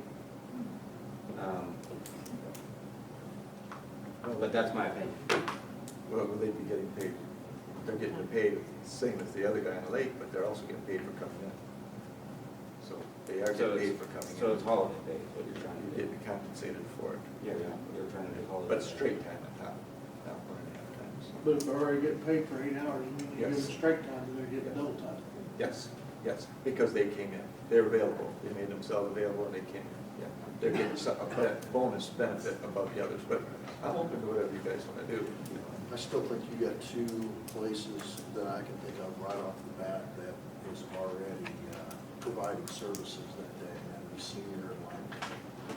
If City Hall wants to shut down for that day, We should because check. most everybody, but that's where I'm at with it, is because let's make sure that, hey, we're not setting this up where, oh yeah, we get everybody off on the city except for these places, because they're already providing services. And a lot of the times, the senior center gets left out of this because I think of the fact of where they're at and the things that are there. And that's one of the concerns. And those two areas there are really some of the most needed that we have, especially at the beginning of the month. But we have enough people with enough comp hours and stuff that I agree they need to take some. And it's up to you guys, what you guys think. And being the first of the month, being closed for 2 days right after everybody gets their bill, that causes a concern for me. Are we gonna push back the delinquency date? Are we gonna do? We have any of that? online methods to pay, we have a phone number, we have several people signed up on our front desk system to be able to pay that. And we can put a note out there as well. We always have tons of people leaving payments in the Dropbox. I'm one of those special people that love to come in and see your guys' smiley face and pay my bills. We have several of those, but, I mean, For that, I think that's I think City Hall, if they have to where they can't do, they can post a sign for it, but I think there's still too many throughout the city to provide. You know, and like I said, the senior center, those are some of the hardest working people that we've got in that area, and they provide a service no matter what I the think day that of would the be week is. an option for them. Yeah, it is an option. Yeah. because I know there's times during weather that they close, and Right. we don't because we're so open, because Correct. they get to make that call, and we don't because we're still there. There's several times I know that, they weren't open because of weather. So I mean, if they want to be closed, is that what you're leaving it up to, like? If they don't have anybody that can man it, I think they can do the same thing, take it off, but I don't think it's warranted for another paid day or possibly for a double time day for somebody that gets called in. So it sounds like you want to make it like an optional option. Like senior center or library or city hall wouldn't be something that would be called in, so that. Right, and if you've got other departments, as long, because there's always somebody on call for anybody for utilities, so there'll be somebody around for it. But those three are your main service areas and stuff too, so. What about, go ahead. And looking at your comp time, everybody's got Up plenty, there. there's a lot of comp time that needs to be used, so I have the same thing, Yeah, that I would be guarantee you my, the golf course will be open. Yeah. that would be my recommendation, that City Hall wants to close, that's fine. But if anybody else wants to take off, that's more than fine, if they use comp time to do it with. Basically, we only need a motion if you're gonna actually give them holiday off. If not, it's just a discussion, and we can just, no motions, we're all set. So, anybody have a motion to make on that? And we'll just leave it be that it's a normal work day. Okay, electric department, So sorry. you let them know if they want to take, it's okay if they want to take off, and use. So like if anyone at senior center, library, or city hall wanted to take off, is that a comp day? Because they'll ask me, is that a comp day or is that a? Use comp day. Comp day. Okay, so like if only one person doesn't have enough comp time, those have to take off an entire day, but they can't man that whole entire place by themselves, then what do we do in that situation? That's where he comes in. Yeah. That's where he comes in. He's above the suit. Okay, got it handled. Electric department budget. Ronnie? Step forward, please. And Ronnie, I'm gonna allow you to extrapolate, no, what's that other word? I don't wanna extrapolate. Tell us about the alleyway. Tell us about the alley, and this way I won't have to in our minutes, and you have a first-hand knowledge of what happened there. It went very well. You need me to print that invoice off? Yes, that would be. I didn't have time to do it before we checked. If you need it, I can go print it. Yes. That'll be like that. Yeah, we just know to pay it. It's not It'll gonna be under the equipment. We just know we pay the balance. We don't, Yeah. it doesn't. Okay. Anyhow, it went very well. We finished in less time than it had been bid. So Gail actually let his guys spend 2 more days down here with us. We done 2 more poles. One was on this same circuit farther down. It's a double circuit at one time. This is the way they work, and I think they worked good, just to finish it like it did. They had 4 bucket trucks and 2 digger trucks set up on one pole, holding and transferring. So these guys here, I've never seen guys work like it. Wasn't nobody standing. Everybody knew what they were supposed to be doing, and like I said, this alleyway, yeah, we started on Tuesday and finished on Sunday. And as you can see, it turned out really good. The tops of them old poles, some of the linemen was up there working. So it was kind of scary in a way, because if you went to cut stuff, they didn't know whether they was moving or the structure itself was moving, and it would have been the structure moving. But everything went good. We had one complaint with the power being out. Other than that there, I think that's all I heard was when it's there, just one. And yeah, everything went good. So hopefully now everybody should be done worrying about the alleyway. It looks great. I feel like there's a lot more room getting through that alleyway. And there will be more. We still got some poles that we're just waiting on the phone company to get off of. Showing fiber, got to get off some, and we'll be able to pull them, open up the alleys even more. But yeah, you can actually get up and down the alley now. Right. And what's nice is being able to stand at one end, look at the other end and be able to see. And I want to add to that we've actually picked up voltage all the way at your end of town because we were going through these bad connections, et cetera, down this alley. It's actually helped a little bit. Even our amperage down at the substation has dropped somewhat, quite a bit. It's lower now than what I've seen it this time of year since a year ago. Last year. Yeah. Yeah, we had a lot of bad. What other connections. upgrades did you do in front of the maintenance hall, the maintenance shed? That pole right there was one the other one I was talking about being on this circuit. It's got this circuit on it and Southern Hills circuit. And there's actually 2 circuits on that pole, on that line running. And we didn't have stuff be able to do that there. I said they had 4 bucket trucks and 2 digger trucks hooked onto that there. And there was 6 linemen in the air at one time. 2 of them, there was 2 of them, 2 buckets, and the other 2 was by themselves. And them boys, they worked. I said, I was just proud we didn't have no unscheduled outages. Yeah, really, I gotta commend you guys, you really did good. Our city cooperated with them, worked out fantastic. Yeah, that's one reason we got another extra 2 days, because Gary told me, he said, you guys doing dinner? He said, most of the time, he said, we're told that they will help or we'll help. And he said, you don't get no help. He said, you guys jumped in there where they could get this done, help what they needed help with. And he said, give you 2 more days. So. The neighborhood out there where you put the stuff out there where we're at, the citizens out there said they appreciate that because there's been several notice the lights not dim and everything, so. I said, I knew yours would get better because you left your outside lights on the other day. Hopefully my appliances will do better after that, but when you gotta use a flashlight to work paperwork, it's not good. Okay, I said, we've been keeping an eye on it out there since we started this. Like I said, we still got quite a ways to do to get it on up there, but after we did that, I think it would help it more.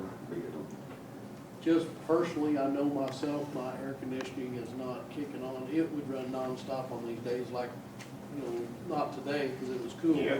On a decent day, it would run nonstop all day long. Well, it helps when everything's working good. You got some voltage. We got voltage, that makes a big difference. And then also, Gail Scobie did state, correct me if I'm wrong, that we can go ahead and pay him off, and we don't have to worry about that loan and all that stuff, all the money in deposit, et cetera. Just go ahead and pay him early instead of waiting till the end of the year. Yes. Okay.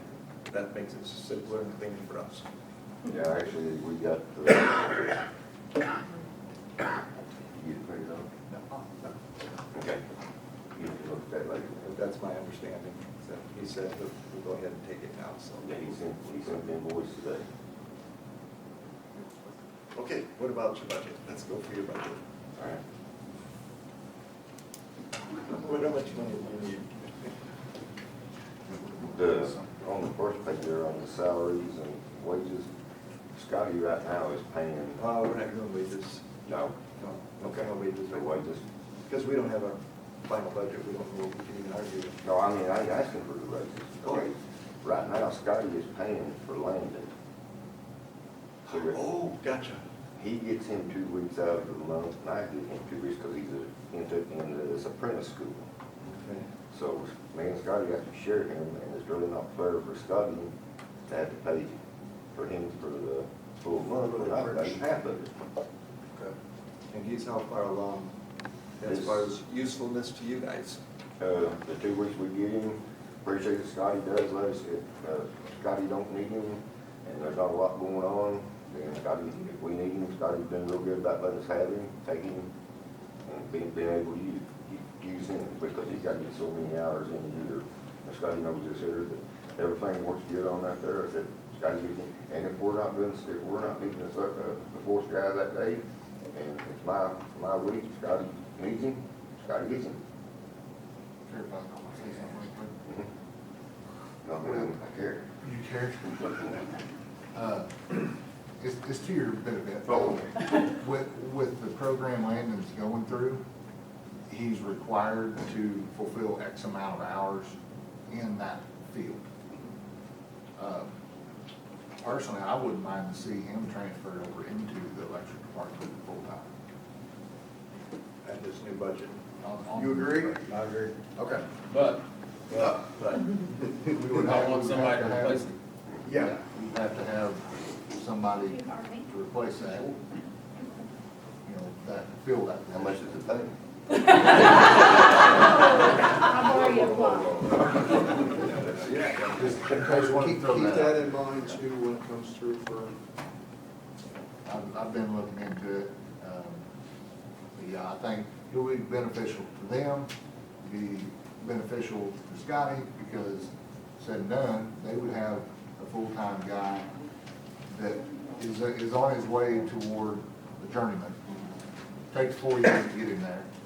Not sure how long he's gonna hang around before you decide to retire, but I mean, I'm just saying, we've got to, as long as that project, you know, as long as that apprenticeship program is, we've got to think in the future, you know.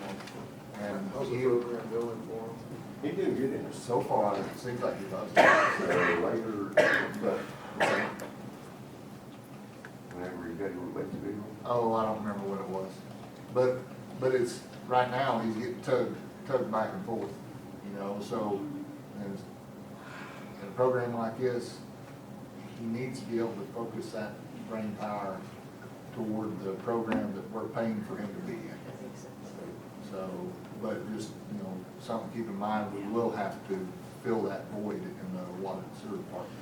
And we're gonna have to do that sooner than we think, Eddie, because today I had the privilege of getting a letter from the Community Block Development Block Grant Program, one that we're doing Oak Street with, and it's gonna be a go, which is really good news for the whole city.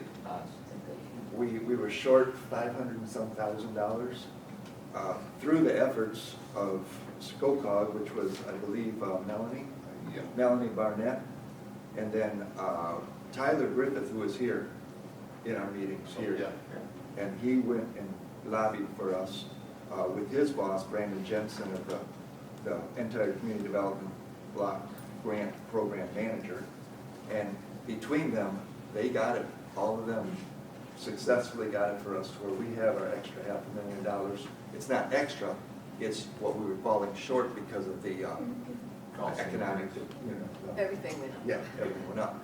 So we do have official notification just before the meeting, as a matter of fact, that we have the other $500,000, $520,000. So the water and sewer guys are gonna need help quick.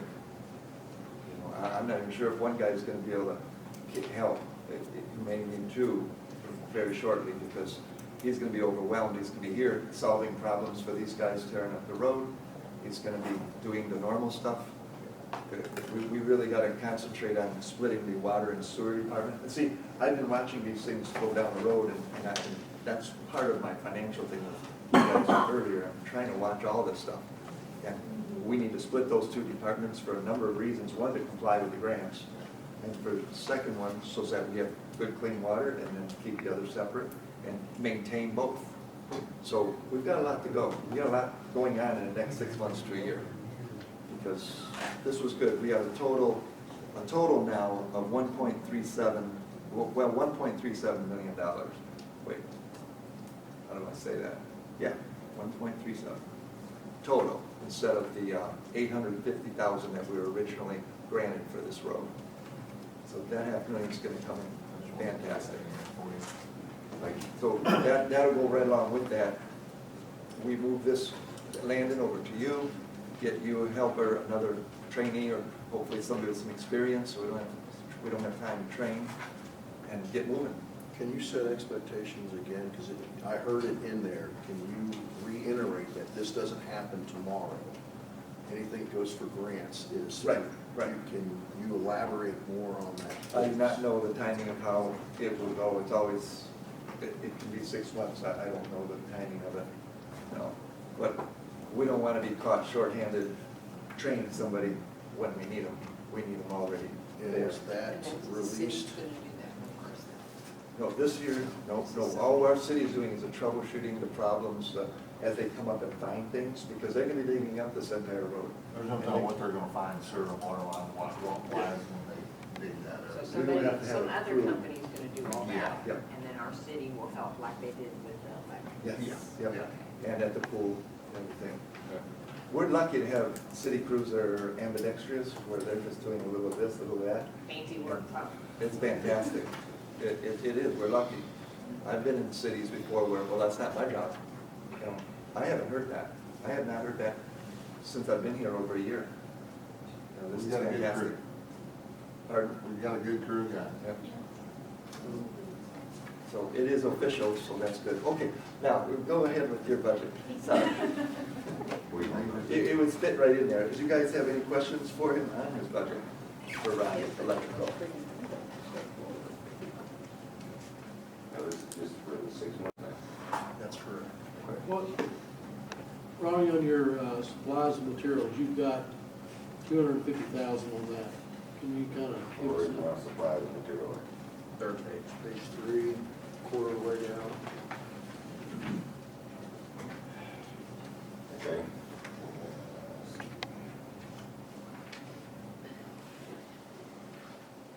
It starts off with this.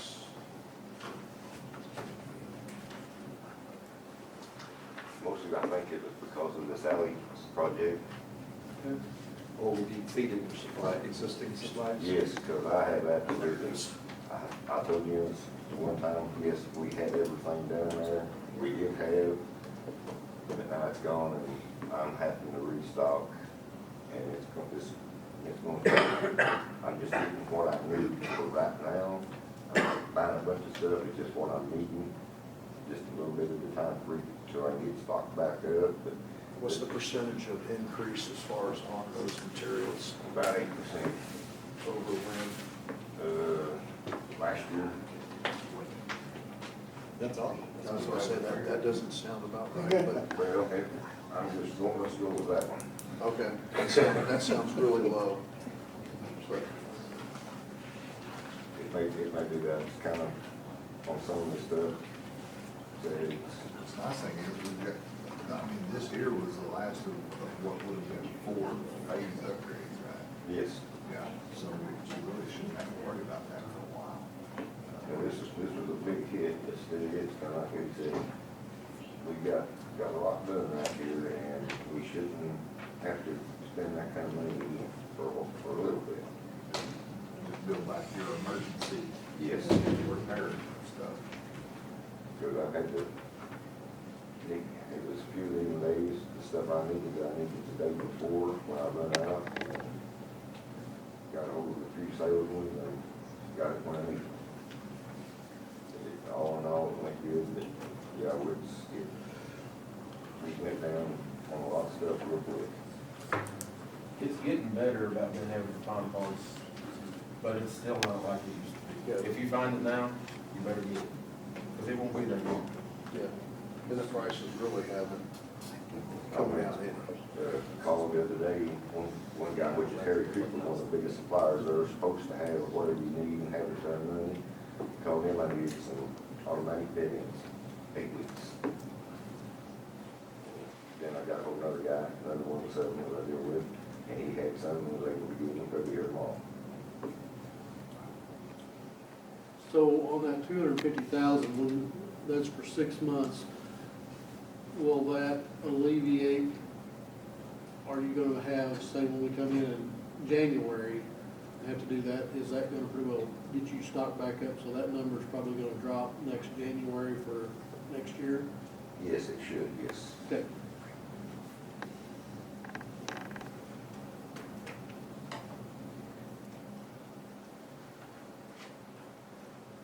Any other questions for Ronnie?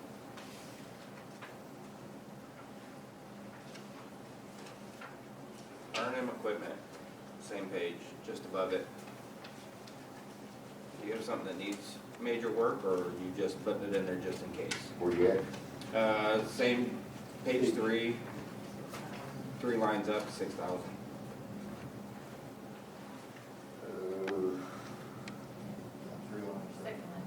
Second line down. That's where we, the brush hog and some other stuff. Oh, that's what I was gonna ask next. You should have a 25%. Yeah, there's some stuff we Yes, might I'm not not sure sure everybody it works. works for that. How long has it been since you guys had your bucket trucks tested? Just not too long ago. Okay. We get them tested once a year. And that falls under safety, right? Under your line item? Yes.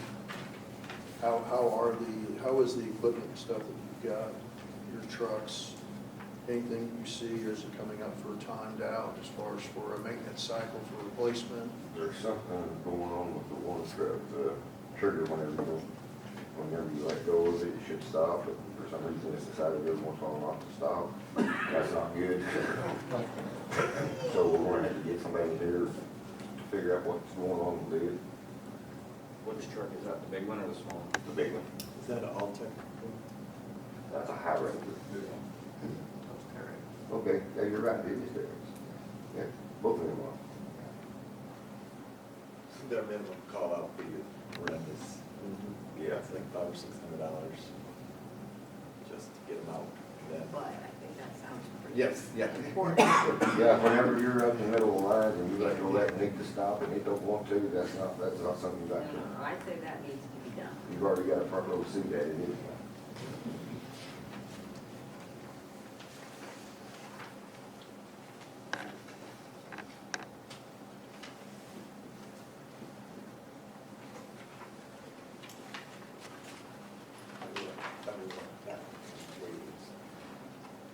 Yeah, not your regulations.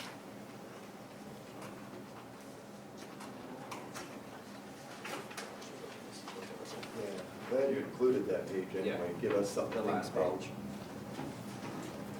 Oh, Yeah. single one? Yeah, something good to look at. All right, that'll work. I'm sure so, they got the new number, but I wasn't positive. Any more questions for Ron? I have none. Thank you very much, sir. Thanks for all Thank you your both for good work. Thanks for all your work. Good night. You guys did good. Okay, court budget. These are big numbers, huh? I know, it's a lot. No, mine's pretty compact, to the point, very small. Skipping over the wage section, down to dues and fees, education training. Education training, that's not a lot. What do you got going there? Just not much, or No. 6 months worth, is that what it is? Yeah, next year, on the next budget in January though, with a budget for 500, I would probably go 1,000 in January, just so people back that our rooms and everything has went up for our spring conference, but that's next year, so. You're not asking for much.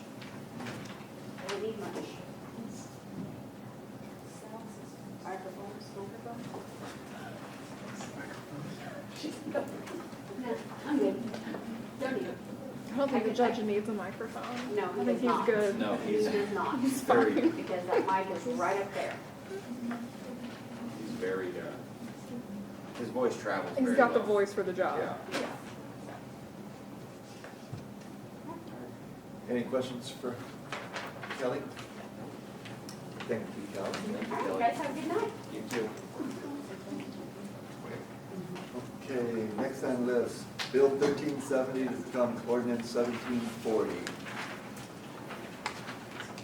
You might explain this one, Sarah? Yes, the chief of police had asked us to get this on the agenda because the state had actually changed the law, and we were kind of behind. So Sunday sales went from 9 a.m. to 6 a.m., so we needed our ordinance to actually reflect that. It's really just a technicality that we Yes, have to it's follow just- through with the yes, state's just to comply with what the state has. language. So if you wish to go ahead and read it, please. An ordinance amending the criminal and traffic code of ordinances for the city of Mountain View.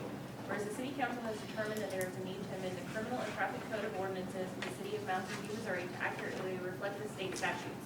Be it ordained by the Board of Aldermen for the city of Mountain View, Missouri as follows. That Chapter 11 of the criminal and traffic code of ordinances be amended by adding the following. Chapter 11, marijuana and alcoholic beverages. Article 1, alcoholic beverages. Section 11-135, sale of intoxicating liquors when prohibited. Number 1, intoxicating liquors may not be sold between the hours of 1:30 a.m. and 6 a.m. on weekdays, and between the hours of 1:30 a.m. and 6 a.m. on Sunday. 2, Sunday intoxicating liquor sales require a special permit in ordinance with RSMO 311.293 and section 50.750 of this code book. We need a motion. Make a motion to accept Bill 1370, ordinance number 1740. Second. Second, Stephen. Discussion. I actually do have a couple questions. Hold on. So the amendment is the amendment to add marijuana to this? No, What's the amendment? The times? all of what it's listed under. This is only changing the Sunday sales from 9 a.m. until 6, to make it 6 a.m. in accordance with the state. This is just actually how it reads right in the, Yeah. it's just, everything falls under that. It doesn't change anything with, it only changes 6 a.m. Yeah, it just weirded me out that it talks about marijuana and alcohol beverage, but then it only talks about liquid, intoxicating liquids down here, so. This was just the only section we were amending. It's under the same chapter, but we're only looking at this one part. Yeah. Yes. Yeah. No, we're not selling marijuana. All in favor, Linda? Aye. Brenda? Aye. And go read it again, please. Yes. An ordinance amending the criminal and traffic code of ordinances for the city of Mountain View. Whereas the city council has determined that there is a need to amend the criminal and traffic code of ordinances of the city of Mountain View, Missouri to accurately reflect the state statutes. Be it ordained by the Board of Aldermen for the city of Mountain View, Missouri as follows. That Chapter 11 of the criminal and traffic code of ordinance be amended by adding the following. Chapter 11, marijuana and alcoholic beverages. Article 1, alcoholic beverages. Section 11-135, sale of intoxicating liquors when prohibited. Number one, intoxicating liquors may not be sold between the hours of 1:30 a.m. and 6 a.m. on weekdays, between the hours of 1:30 a.m. and 6 a.m. on Sunday. Sunday intoxicating liquor sales require a special permit in accordance with RSMO 311.293 and section 50.750 of this code book. Motion. I'll make a motion that we accept bill number 1370, ordinance number 1740. Second. Second. Second by Brenda. Any further discussion? Linda? Aye. Aye. Brenda? Aye. Pass. Aye. Reading when I wrote, that's terrible. Council to discuss the electric rates. Don't We're forget going to Brenda. talk about, Mary, do you want to talk about electric rates? Actually, it's coming up as far as from Sarah, as far as those informations on the study that was done, and So what I have, and I'll try my best to get this out because it's a lot of information.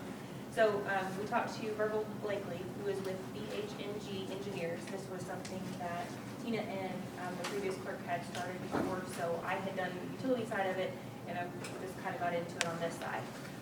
What she had told me was what we call a monthly purchase power adjustment, which would actually fluctuate our rate that we pay, that we charge our consumers to go along with what we actually pay. Because right now, what we pay, the more we use, the more we pay. What our consumers actually use, the more they use, the less they pay.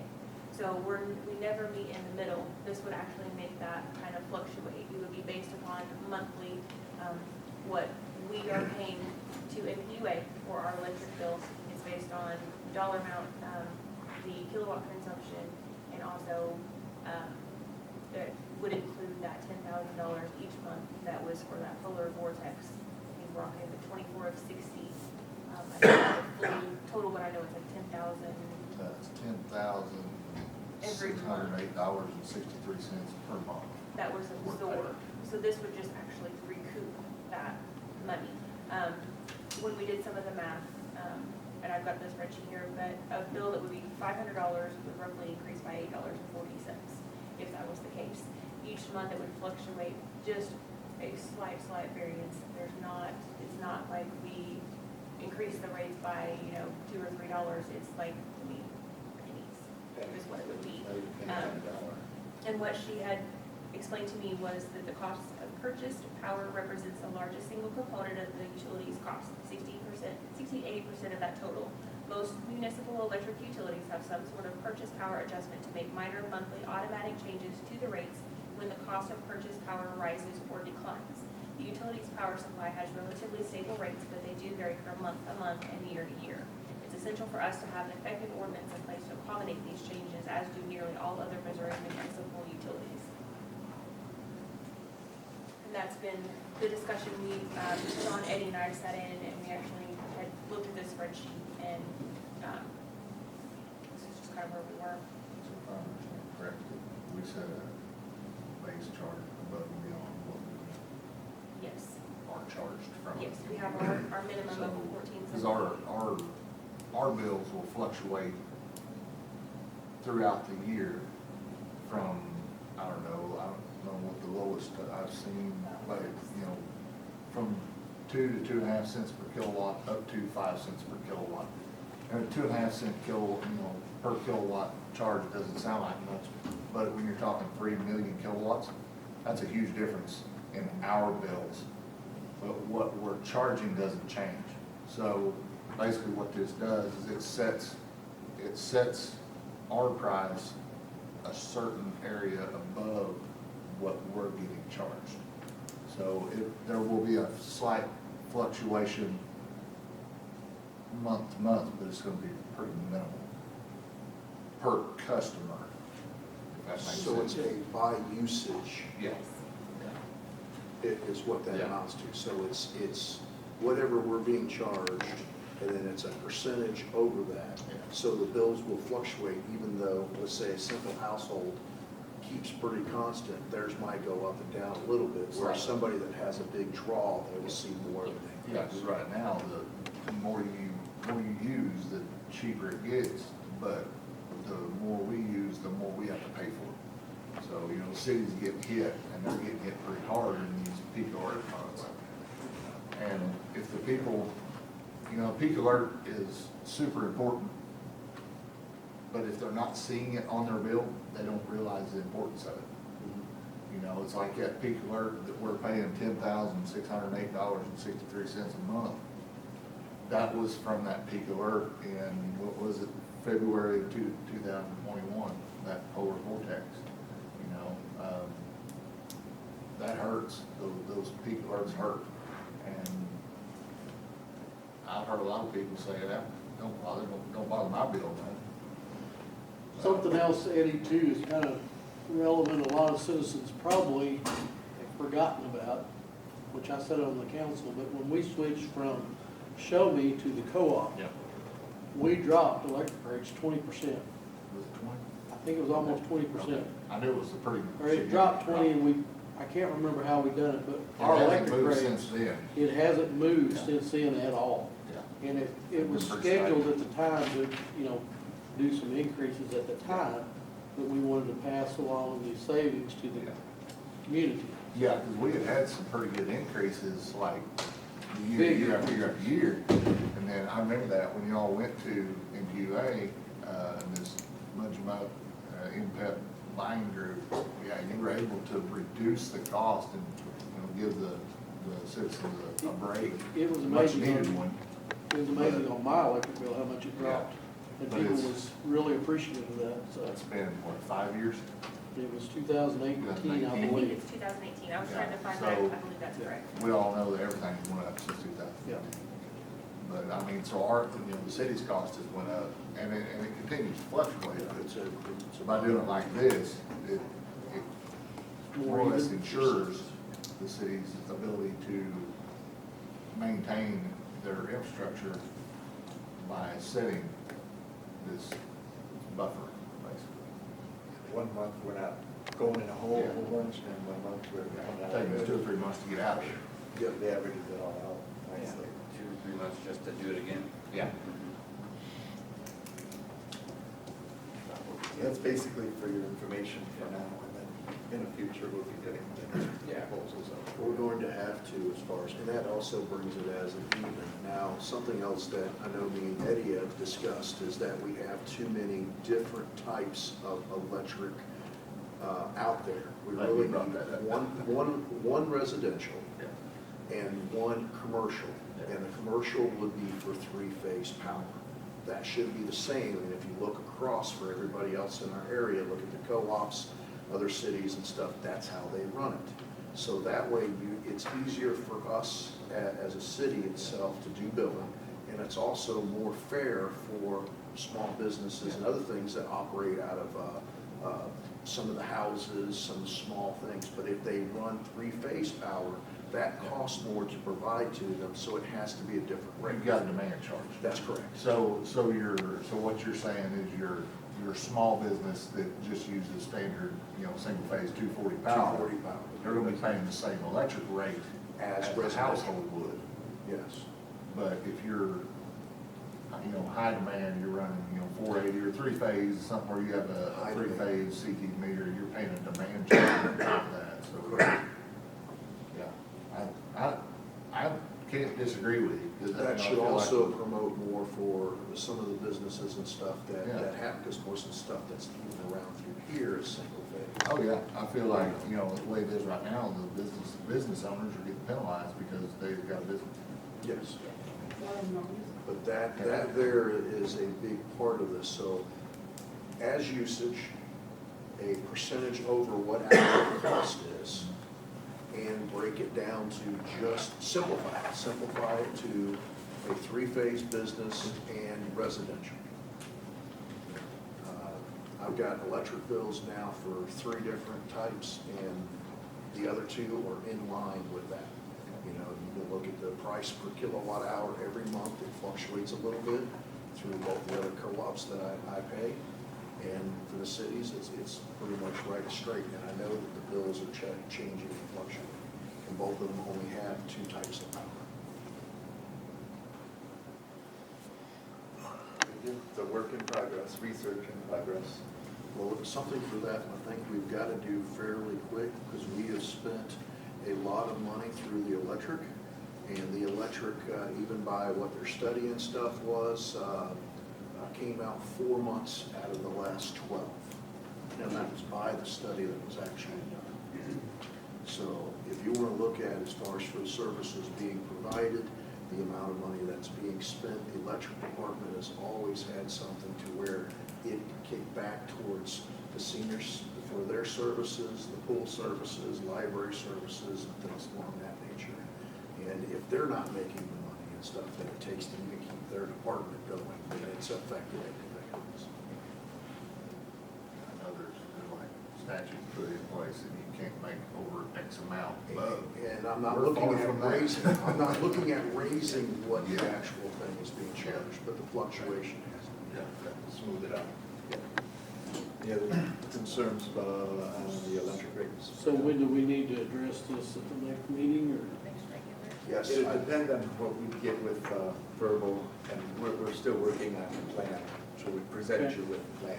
If we can get We don't some more have it different yet. ordinance and how those things need to look, and I can get with Deidre, we can have that for the July regular that'd meeting. be great. Okay, and next is what everybody's waiting for, the mayor's Don't minutes. forget Trenton. Wait, Your policeman. oh, I forgot you. We amended the whole thing just to get you in here, and we need you to laugh. Sorry, come on in, come on up. Oh my gosh, I apologize. So, came across a grant from USDA for their rural development grants, and they do ones too, but we're gonna be focusing on the grants. They provide a long list of possibilities for grants, but we'll be focusing on the vehicles. So they have different tiers based on the population of the city and the median income. And based on that, we pre-qualify for their highest tier of a 75% input from them.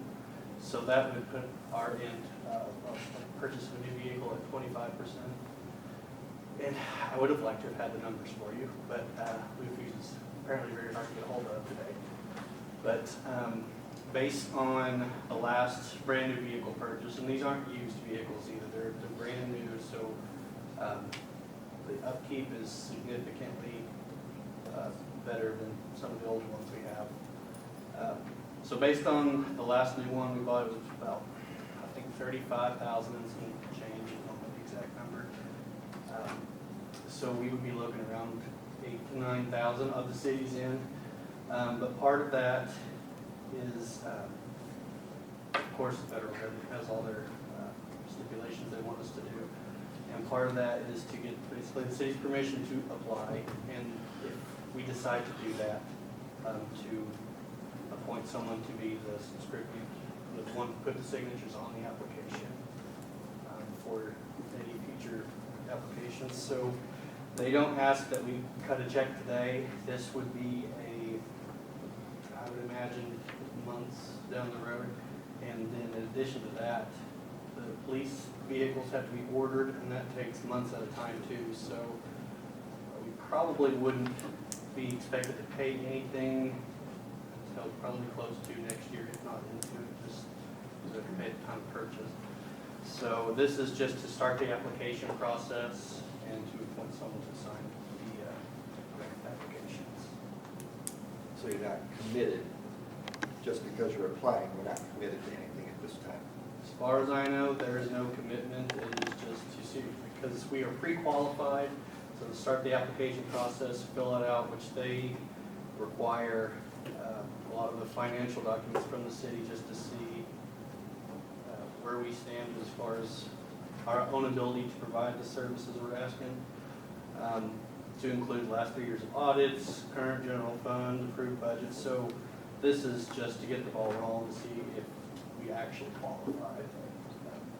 We're not committed to pay anything or anything like that. It's just to get them to look at our application.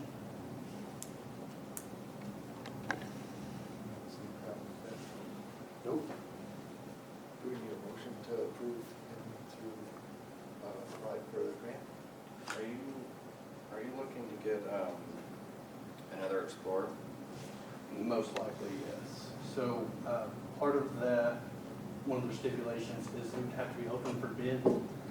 But when we order new vehicles, we go through whoever has the state bid, so it takes care of that. So with that, it would be at the mercy of whatever they have a contract for. Explorers, Chargers, and I think Durangos also are all options as far as that have state bids. So the Explorers at the moment are ranging anywhere from $41,325 to $59,175. Yes, they're police and stuff. Yeah. So we definitely get the base models. Right. So 75%. 70, it would be 75% of that contracted price there. So you're looking at about at least 10 grand. When does that have to do? So there is no deadline to apply by. You can apply for it any time of the year. Okay. But this is the first time we've ever dealt with this. So I don't know how long this process actually takes. So it'd be nice to get it started and to see where we fall within what budget year, but until we start that.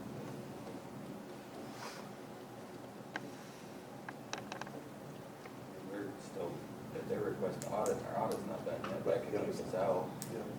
For the grant process itself. Right, so, I mean, we don't, there's no deadline between this meeting and us submitting our application. This meeting has to have taken place, allowing us to even apply. So, once this meeting's out of the way and have the signatures saying we did all this, whenever you guys are ready with the audits, we can start that, actually filling out the application. So, Deidre, would we not need a resolution? Do you know what they're specifically wanting for the grant? Could you just take minutes where they voted and said it was okay, or do they want an actual document?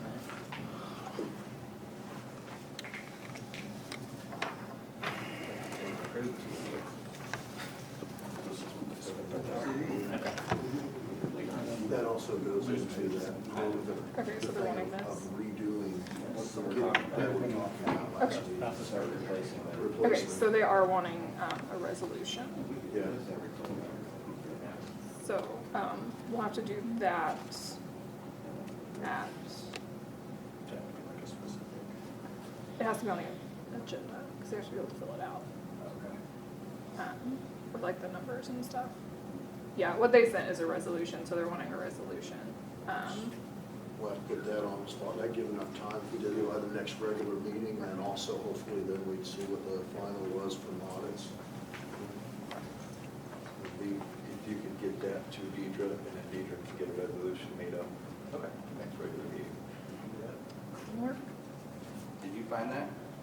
What's that? Did you find that grant? So, one of the USDA guys that deal with a different department mentioned it to John, and I called him, and he directed me to the one that actually does the rural development grant, so I've been in touch with her about it.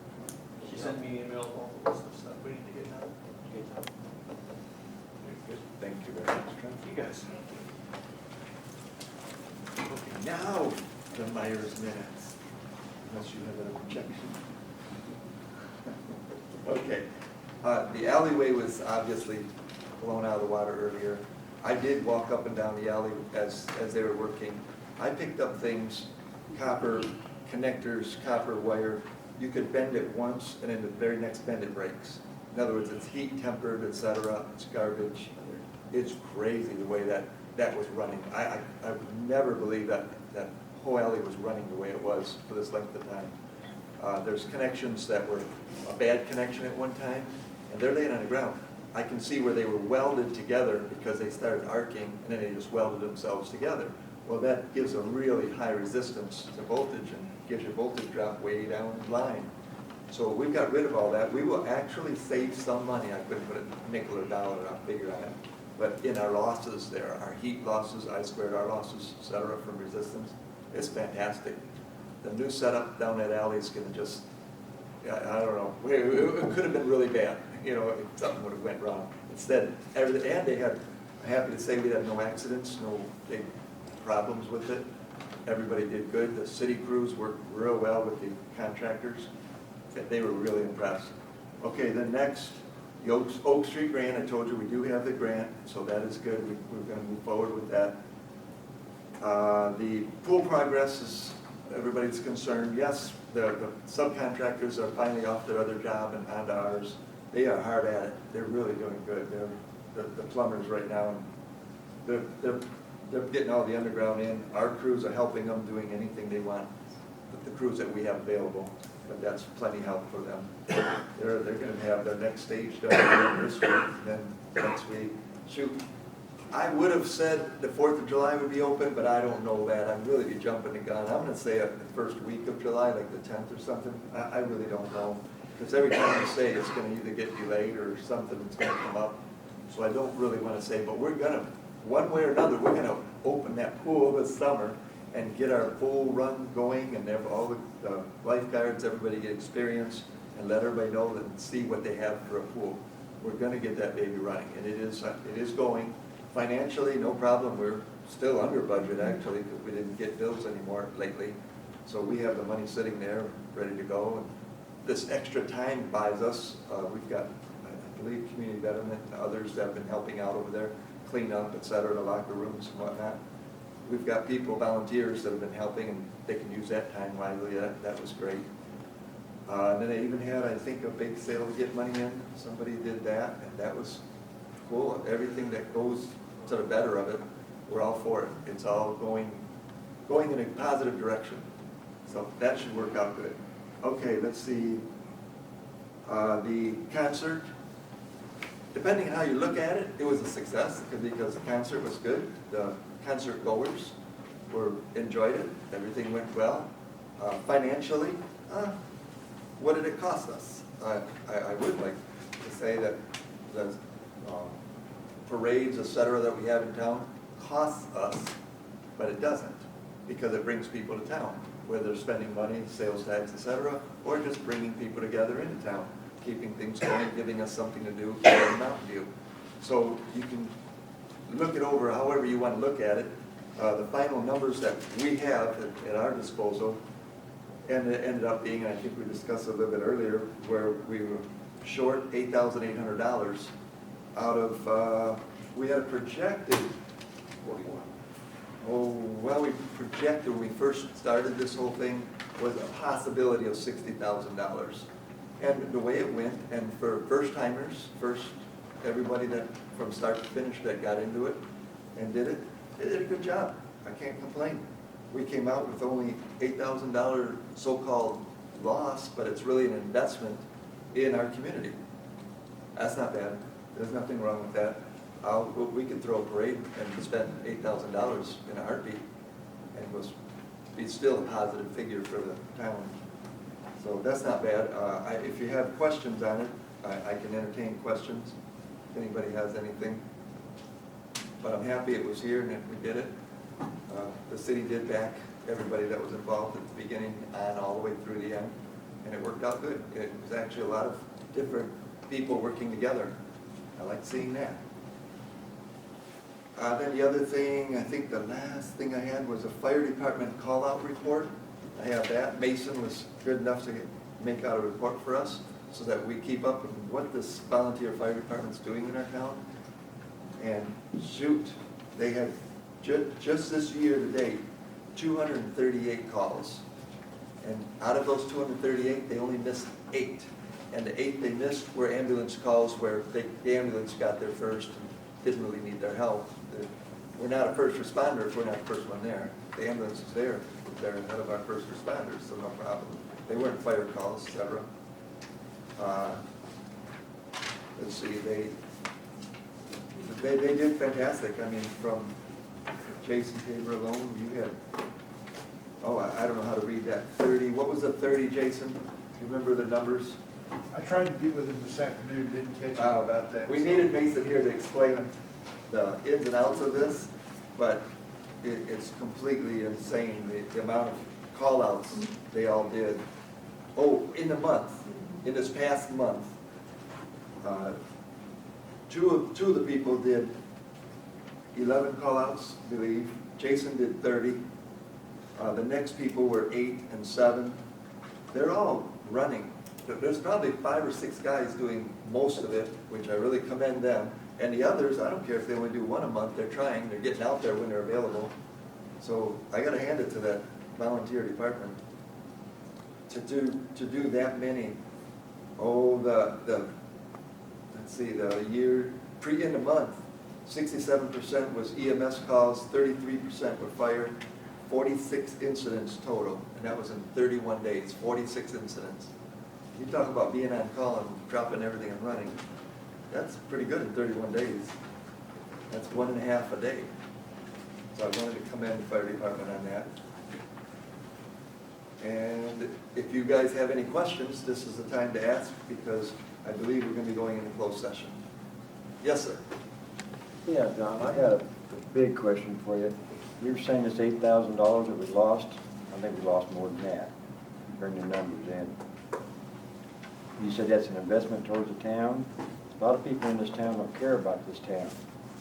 And that, the people come in, volunteers cleaning the sidewalks, city employees cleaning the sidewalks, city equipment.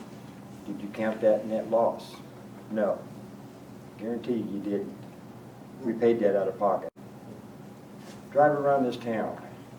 I think Mountain View PD has the authority to issue citations for bad yards and stuff. They should be doing it. I've got 3 on my list right now that I want cleaned up. Now, is the city gonna back it up?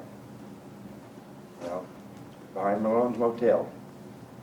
That's nasty. You got people coming into town, you wanna grow? We can't grow with that. 7th Street, down by the old flea market. Looks like a junkyard. The Angelica building, junk. A water tower. Grass this tall. Weeds that tall. Backside of that building. She's already gone. Neighbor cleaned up the backside of that Angelica building. She was promised the city would pick up all them limbs. She put them out at the street. It's called the city. Nope, we're not gonna pick them up till next month. End of next month. Right. End of next month, yeah. I was gonna say Madonna's here, she could Yeah. have for it. Now, we've got neighbors from the neighborhood that are tired of seeing this garbage. And that something needs to be done. I think you need to be cited. Okay, well taken, point well taken, no Yeah. problem. I'll address each one for you. Mary did discuss with me putting the sticks out there. She was cleaning up her property on the backside over there on Angelica Street. She did a really good job. She's a hard worker. I watched, etc. I've been there. I walked with her. We decided what I would help with and all this stuff. We sent the brush hog over, etc. So we got everything going there. The stick problem there with the loads, I told her I'd have to check with the city. Because I don't just throw my weight around, I don't micromanage. You don't have no weight. I don't, beside the point. I don't micromanage, I don't tell the departments what to do when. They have their schedule, so I did mention it to the departments. They checked it. Dave, the street supervisor that does pick up the sticks, drove by and talked to her and let her know when it would be picked up, because it's on a schedule. He can't drop everything at each one Right, and go. I understand that, but Angelica Street gets forgotten. Yeah. We get dropped, yes we do. Yes we We've got do. potholes and everything on that street, and that's the street we live on. Nothing gets done. 8 months ago, right? I asked about cleaning out the ditch. Oh, we'll get to it when we get to it. Yeah, wrong. It needs to be done now because of the flooding on that street. I agree with you. And that. I agree. We But still, you've got employees out there power washing or painting stripes. And you're saying $8,000 is an investment? This town, your people in this town are your investment. I agree with you. Then do something. All of you. We'll be working on it. Yes, we will prioritize. John, I don't want to hear it. I've heard that. I've lived in this town for 26 years. I don't normally come into a city council meeting and say a word because it gets you nowhere. I appreciate Absolutely that you do nowhere. say something. I appreciate that. I really do. The point that you're saying something alerts us to things that we might have to do, et cetera, and prioritize. But if you will, in being here 26 years, if you will have noticed, in a year and 3 months, in the past year and 3 months, more has been done than in the last 5 years. You'll notice progress in the town. Nothing is- Maybe not right on This, your this street. town died in '08 and has Maybe- not come back. Maybe not on your street, Yeah. but there is a lot of progress going on in this town We all get, around. we get heavy snow, heavy ice. I've got to call City Hall, tell them to put gravel on that because the snow plows pass us right up. Every year. Neighbors down the road have brought big equipment in to clean our road because the city won't do it. Because I was told it is not an important road in that because of this man right here. That's why it's not important. No. Oh, actually, well, I can answer that. The city has a long history because of public complaint. Any street a city employee lives on, they work it the least because the rest of the public's, oh, look at there. They're cleaning up that street just because that cop lives on it. How come you don't get my street first? The end result of that is city employees, streets that they live on, get less of a service than other streets, which maybe would be fine if it's just a city employee, but they shouldn't have to be punished because they live next door to me. Cause that, Yeah. It's bad enough living next door to me. Yeah, this is true. They go and they tell him, you know, you can't, that you gotta do the important, like when Tom was still a cop and your ambulance and stuff, they tell us that comes first as far as plowing, and we're down on the bottom list. And that's not right. No, I pay taxes. Standard policy as such, to my knowledge, so I can't address that. But we will look into it, see who does what. There has been a long history of this. I lived on one street and East 3rd Street. That's the house I lived in before it burned. I was married to a woman who was a nurse then. And of course we had to park on the street. Didn't have a driveway at that time. They would plow up to her car, the end of the street, and they would leave all the snow there on us to dig out. And leave the rest of it there. Because you can't complain, fella, you work for the city, you want to keep your paycheck, be quiet. Now, I'm not applying that to any of you sitting here. That's the history. Sometimes when you follow a history way back, then it stays on with it. And your last concern about the using the city employees to clean the town, et cetera, that was a commitment that was made, last fall when we first started talking about the concert, et cetera, just to clean up the town, get it ready, and bring more people in. You didn't clean up the town. They You did a didn't lot of clean power it washing, up. a lot of cleaning. They did a lot of work. All the volunteers. Where? Where did they do the cleaning? We could get, line up a lot of volunteers and explain it to you, but I wasn't there the whole day. I only walked through, drove through, et cetera, but mainly downtown. It looked no different except for it had white stripes on the road. Oh, painting those was definitely a savior. We just had a resident tell us that he noticed the difference already, the angle parking. So No, I agree, it needed to be done, because everybody not parking the way they should be parking, which is another concern down there at Granny's Restaurant, the way she parks. She takes up two, you know, in a handicap one. Start throwing stuff in, so I don't want to be in the middle. Yeah.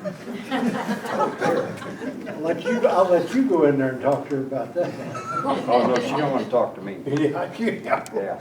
But we have, the money that we have put forth to bring people to town and to let them know that there is a live town here, that we are breathing, we are here, businesses that see it, is worth it in our view. Not to get carried away, we're not getting crazy. And this was a good try, very good try. We've got other people sitting right here in the audience that have brought it on themselves to bring things into town. They had the the thing on the Front Street last year.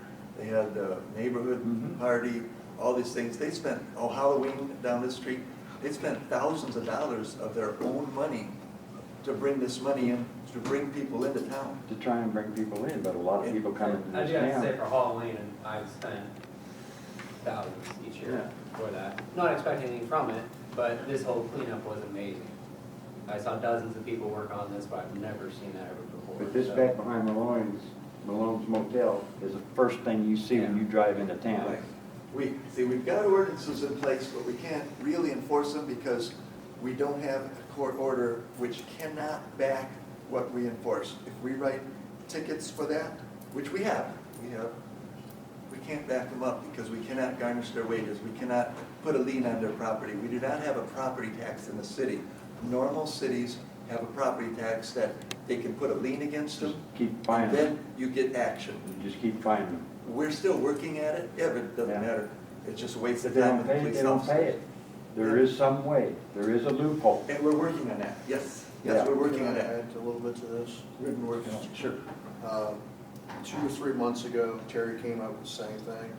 I have been in communication as far as with county, because we do get tax from county. Right. To see if there's a way that actually they can step in, because ideally, we can wage a fine for cleanup or fines or something that goes against the taxes.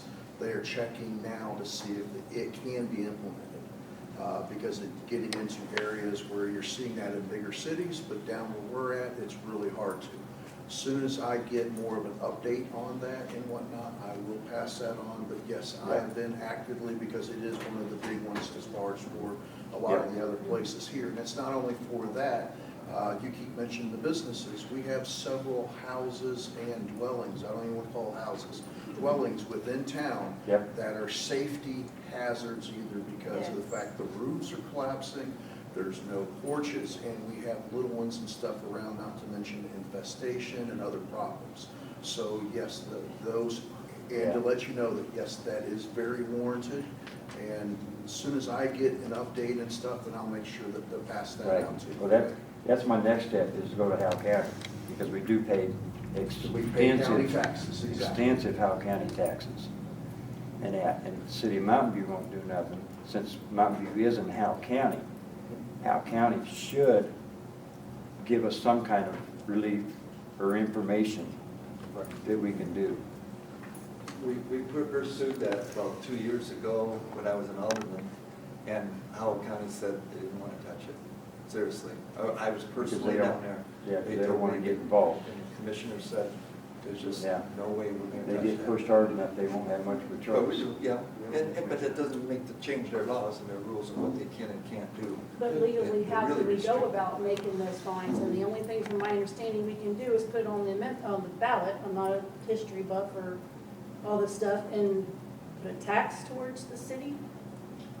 A city tax gives us the teeth and stuff for that, but that has to be voted on by the people, By the way people. that it was set up. And That's would why the we people have agree to sales do tax. that if we started that petition? And you that's can't get that passed with as much taxes as we're already paying on Yes. property tax, and 72 to 85% goes to the schools. Yeah. Several years ago, we had a property tax. And the mayor at that time got a campaign about a new sales tax, and said that, and the council and promised they would remove the property tax, and everybody voted for the sales tax. Well, of course, everybody was for that. Now, good luck trying to get it voted back in. I don't see that happening. And I agree as far as with what you're saying there. Taxes are hard things to swallow no matter what, and when it's on property, it's like you never own anything. So, have we had anybody reach out to these business owners to talk to them and see what we can get done? I know we had an instance where we had a house up here by the police station that was having trouble. We sent somebody up there to talk to him, because they said they couldn't get it done, and the right individual got it done. So, that would be my first course of action, is we talk to these business owners and see if they can't clean things up. I'm sure they don't Talk to the business owners. The property owners. Or property Owners, okay, yeah. Because it is houses too. Well, I did. You know what I was told? I mean, I showed pictures, Murray saw the pictures, and I think you saw them. I still have them on my phone, don't have with it, it was over 2 years ago. I can show you right up on First Street. Tires up against the side of a house, semi-truck tires, probably 15 of them, full of water. I mean, I actually asked the lady, she basically slammed the door in my face because I owned the house next to it, slammed the door in my face and said, "We're gonna sell them." Okay. They've never been sold. I mean, out of a pile of about 20, she sold maybe 2. They're still there. They still got a junk car in the front yard. Literally, I have no power whatsoever, and I'm, you know, if I show up and I go to hauling tires off, next thing you know, I'm gonna be buying semi-truck tires that are. We're going to jail for that. Right, and I mean, so, I literally can show you the dates on the phone after almost 3 years, I think now. It's just if the city has got ordinances. If you're Well, not gonna they do enforce the have, but at the ordinances, get same rid of it. time, what are you going to do there? I mean, you have ordinances, and I have no doubt the city has probably approached her and said something about such. She's probably said the same thing to the city that she said to me, basically. We've done a lot, you wouldn't believe, behind the scenes. And if you- The judge himself, Judge Hess, said we have nothing, there's nothing he can enforce. You can go ahead and ticket all you want. And so you're, He can't bring them in here and tell them they have to pay. He cannot legally tell them they have to pay. There's no teeth to it. There's nothing we can do because we have no leverage on them. Basically, it comes down to the tax. But Mountain Grove, Fred Van Bieber said they're working on one, and it's still in the stages, and they didn't have any court cases yet to determine if they're winning or not. But they are working on a different plan, a different approach that the state allows. And we're watching that. do they have a property tax and? No, no. You know, Murray, you did mention something about that they have a special tax here for vehicles. Okay, I mean, that might be an avenue, I mean, when you go to get your vehicle license to. That's what I'm trying to do as far as with the county, but it's the rules have changed like every year. If you look at your tax code, it changes every year. So now people have started to address it at higher levels, so hopefully it's got an avenue to where we can go through and have that approach. It was suggested, someone come up and suggested, just put a $1 property tax on everybody's property. Then you can go to court. Judge says that's all I need. Just put a $1 tax. Everybody has a $1 tax. Yeah, I mean, Because they can't raise it without that's a voter super approval. idea, but I mean, I've Once you always have seen it. this. Well, once you have it, it's still voter approval to raise it. You can't Right, just but, get carried away with it. but see, So- here's the deal, it's just like me going and raising 40% increase in a piece of commercial property. See that? I'm like, what? How am I supposed to pass that along to anybody? You wanna write it Now, down there? we've got $1, and the next city council 5 years or 10 years from now comes along and goes, hey, wait a minute, $1? What's this deal? Let's make it $200. As long as the people voted in, no. No, once it's voted, it's No, I just was a told vote. that. I think he's actually right. I thought so too, but I was told that it wasn't. So we'll have to get clarification on that. But I was told it would still have to go before. Well, I look at it this way. So I hope I'm right. I mean, the same thing is like, yeah, I mean, like trash. You guys vote on the trash increases. Okay, you don't bring that before the city. It really, admittedly, it's not a tax, but you still have to bring it before city council to do things. That's what I'd be worried about is once you open the door. Right. Yes, Lucinda. I want to know these people that's got these solar panels, if the city owes them money for electric. The solar panels that people have to pay them electric, do you owe them money on electric? Owe anybody money? In fact, after a year, it disappears. Every year, it restarts from zero. We still have to pay a minimum, Still have to pay the minimum to maintain our so infrastructure. they always pay in electric. They have Is like, there a buyback? Does the city do, we don't have backbeat meters or anything? Well, we have a cogen meter, so it'll Yeah. meter both ways. Right. He gives us a total at the end of the month. Oh, and then you just, it's like a credit, okay. It's just a credit off of their bill. I always wondered how that worked. It cannot come off of the minimum. The minimum is there. Right. That is our Service fee. Our service fee, yes. The state is actually working to, I sent it on a webinar thing a few months back, and they're actually trying to work on this because the solar companies have sold to all these people that you will get a check at the end of the month from your utilities, and that is not the case. So they are actually trying to kind of put some regulations and slow them down and make it so that it doesn't say that anymore. So I mean, there's things that they're trying to work on, but there is. All those solar companies are from the East Coast and the West Coast, and that's how they do it on the East Coast and West Coast. They just haven't caught up out here. So they're telling people what they know, which isn't true. They should probably check with their local people before they can do anything. But I mean, very important on that. If we were buying electricity from them, we're competing with they're competing with the company, it was MPUA, who we're buying electricity from. In our contract, we cannot buy from another supplier. You know, we get those reduced rates by buying strictly from them. But the state mandates that we can and will buy the credit up to 5% of our total MPUA bills. And no problem, we haven't reached that 5% yet. But we're not in the business of It's just buying something I had electricity. heard, and I wanted to clarify if you owed anybody for some. Otherwise, who's paying our electric guys and who's paying for our transformers and our wires? You've got to have that minimum, and you've got to have something going, cash flow. Another question over here. Somewhere. Yes, sir. Yeah, I just had a couple of comments on various things that you talked about earlier. One is the holiday thing, that the extra day. Does the city have a program of floating holidays for the employees or personal holidays? I worked for a school district for many years in another state, and part of the benefits, if you will, was the fact that we had 3 personal holidays a year. And when something like this came up, that there was a day in there, you just use your personal holiday. It was a straight pay. Is that what you're talking about? Yeah, but as you could explain, we have like a comp time.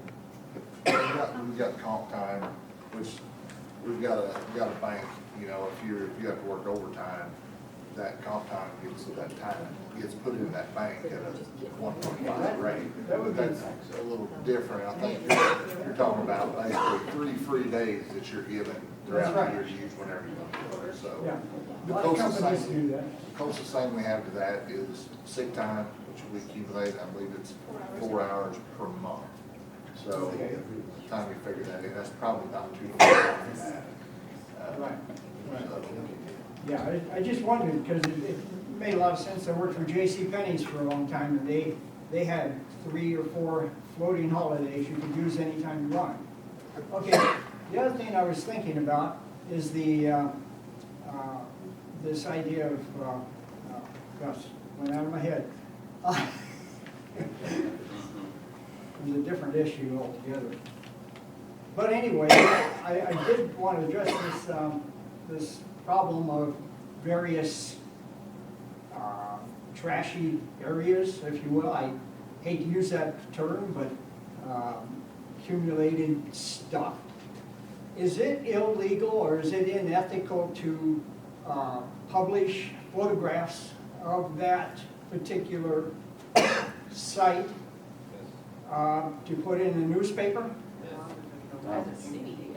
Well, you would have to do multiple areas. You couldn't pick one and just post it, or it would be, what's the word I'm looking for? It's like, Slander, we It were is, told if we basically. took the property Yeah. that's behind the elementary school right, back in there, yeah. and we were to post pictures of that, even when it was deemed a security risk to the elementary school, because that's, if somebody got in there, they could take a machine gun and just be in those windows back there. But if we posted anything publicly, that could be considered slander. Okay, I just wanted to know, yeah, because. Like we don't have a local newspaper anymore to do anything like Yeah, that. well, I think in Summersville paper. Well, I mean, public shaming people, sometimes it works and sometimes it doesn't. I personally don't like to do it Some people because don't have any it is shame. demeaning. And that's not my goal. My goal is to get them to clean it up, and some people will actually go the opposite direction and publicly embarrass them like that, so. Well, that just happened in another town that we lived in, down in Texas, where there was a house that was owned, that was in horrible condition. It happened to be owned by the mayor. And they published it, they put it in the paper, they made all kinds of problem about it, and finally he got them to tear it down. That's a little of a different, because that's a public official. And it may have been not an attack on him personally, that could have just been a, hey, what do you expect us to do as citizens when our mayor is doing this? That's a, I think that might have been a different situation. I see where you're coming from. Yeah. Well, I would think you'd open yourself up to lawsuits also. Yeah. Well, instead of complaining, why don't we go to those people and say, hey, if you have a cleanup day, work on one side of the town, and everybody, you know, that can volunteer to do something and help clean up these houses. You know, I hear people saying, and I don't mean this meanly, but, oh, well, what did you do downtown? What did you do downtown? We worked 2 days downtown, pressure washing and cleaning up the community center and picking up bags and bags and bags of trash through the alley and through the businesses and the cigarette butts that were thrown in all of the planters and the, and why are we complaining? Why don't we try to get out and help people do these things that are there? I agree. And we need volunteers. I mean, let's get it done. Let's say, hey, we're gonna work on First Street, if there's any residentials. And second, it might take a year to get them all cleaned up. But if that's what these people need, I have a little old lady that she can't get her grass mowed. Go over and help mow her grass, you know? Be positive, let's not be negative. I agree that the last 2 events that Betterment has helped with or put on, the volunteer turnouts were pretty good. And I think if we could see some more volunteer turnout, I think that Betterment could do more.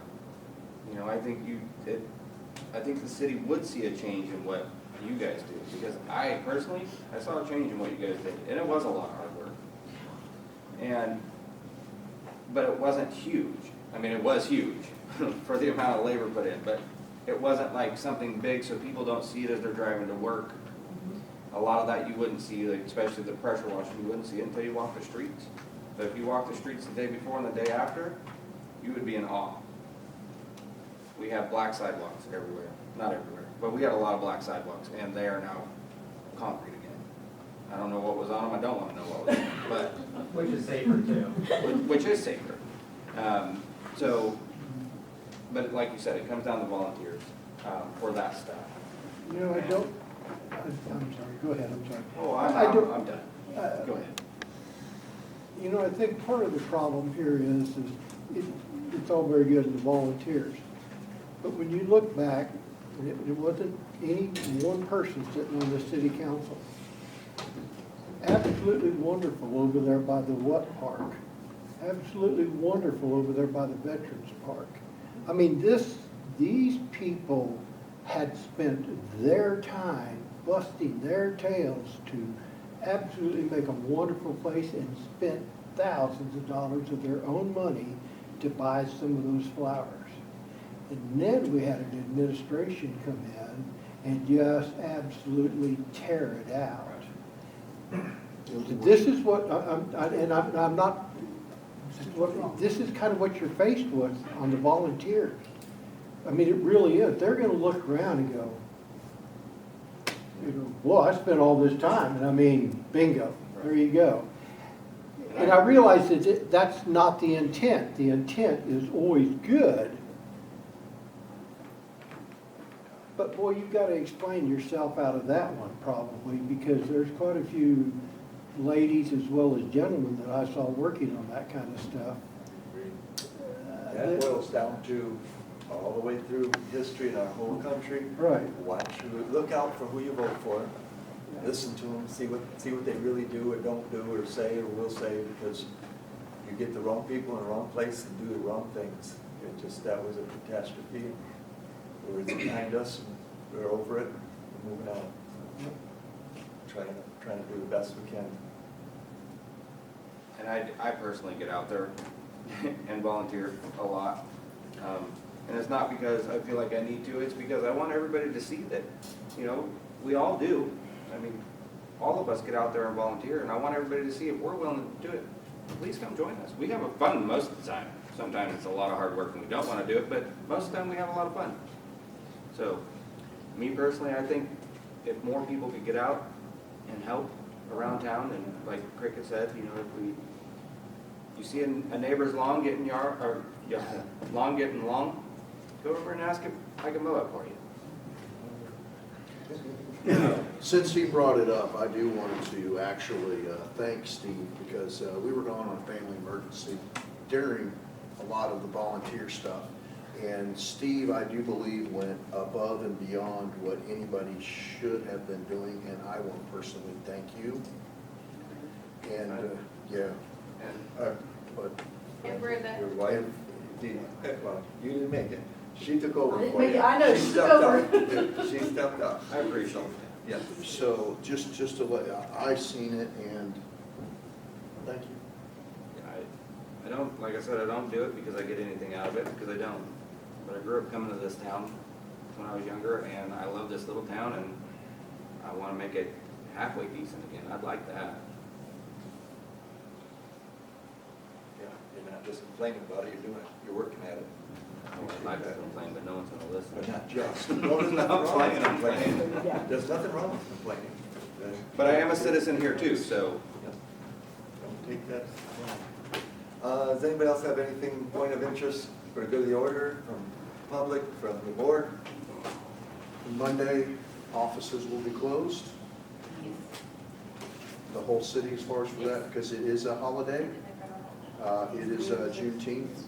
The next holiday coming up will be 4th of July. People are going to be traveling in the next 2 or 3 weeks, looking at fireworks and other stuff. Let's take this time in advantage to be safe. If the no burn ban is in effect, let's not be shooting off fireworks and stuff. The fire department that had left, but we really don't need to try some of the stuff out that goes in with that. But those are the 2 safety items for the next month, till the next regular meeting.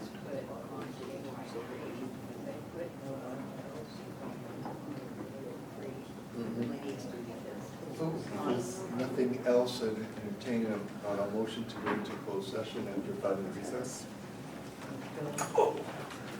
I make a motion, we go into closed session after a 5-minute recess. I'll second it. Roll call vote. Aye. Calvin,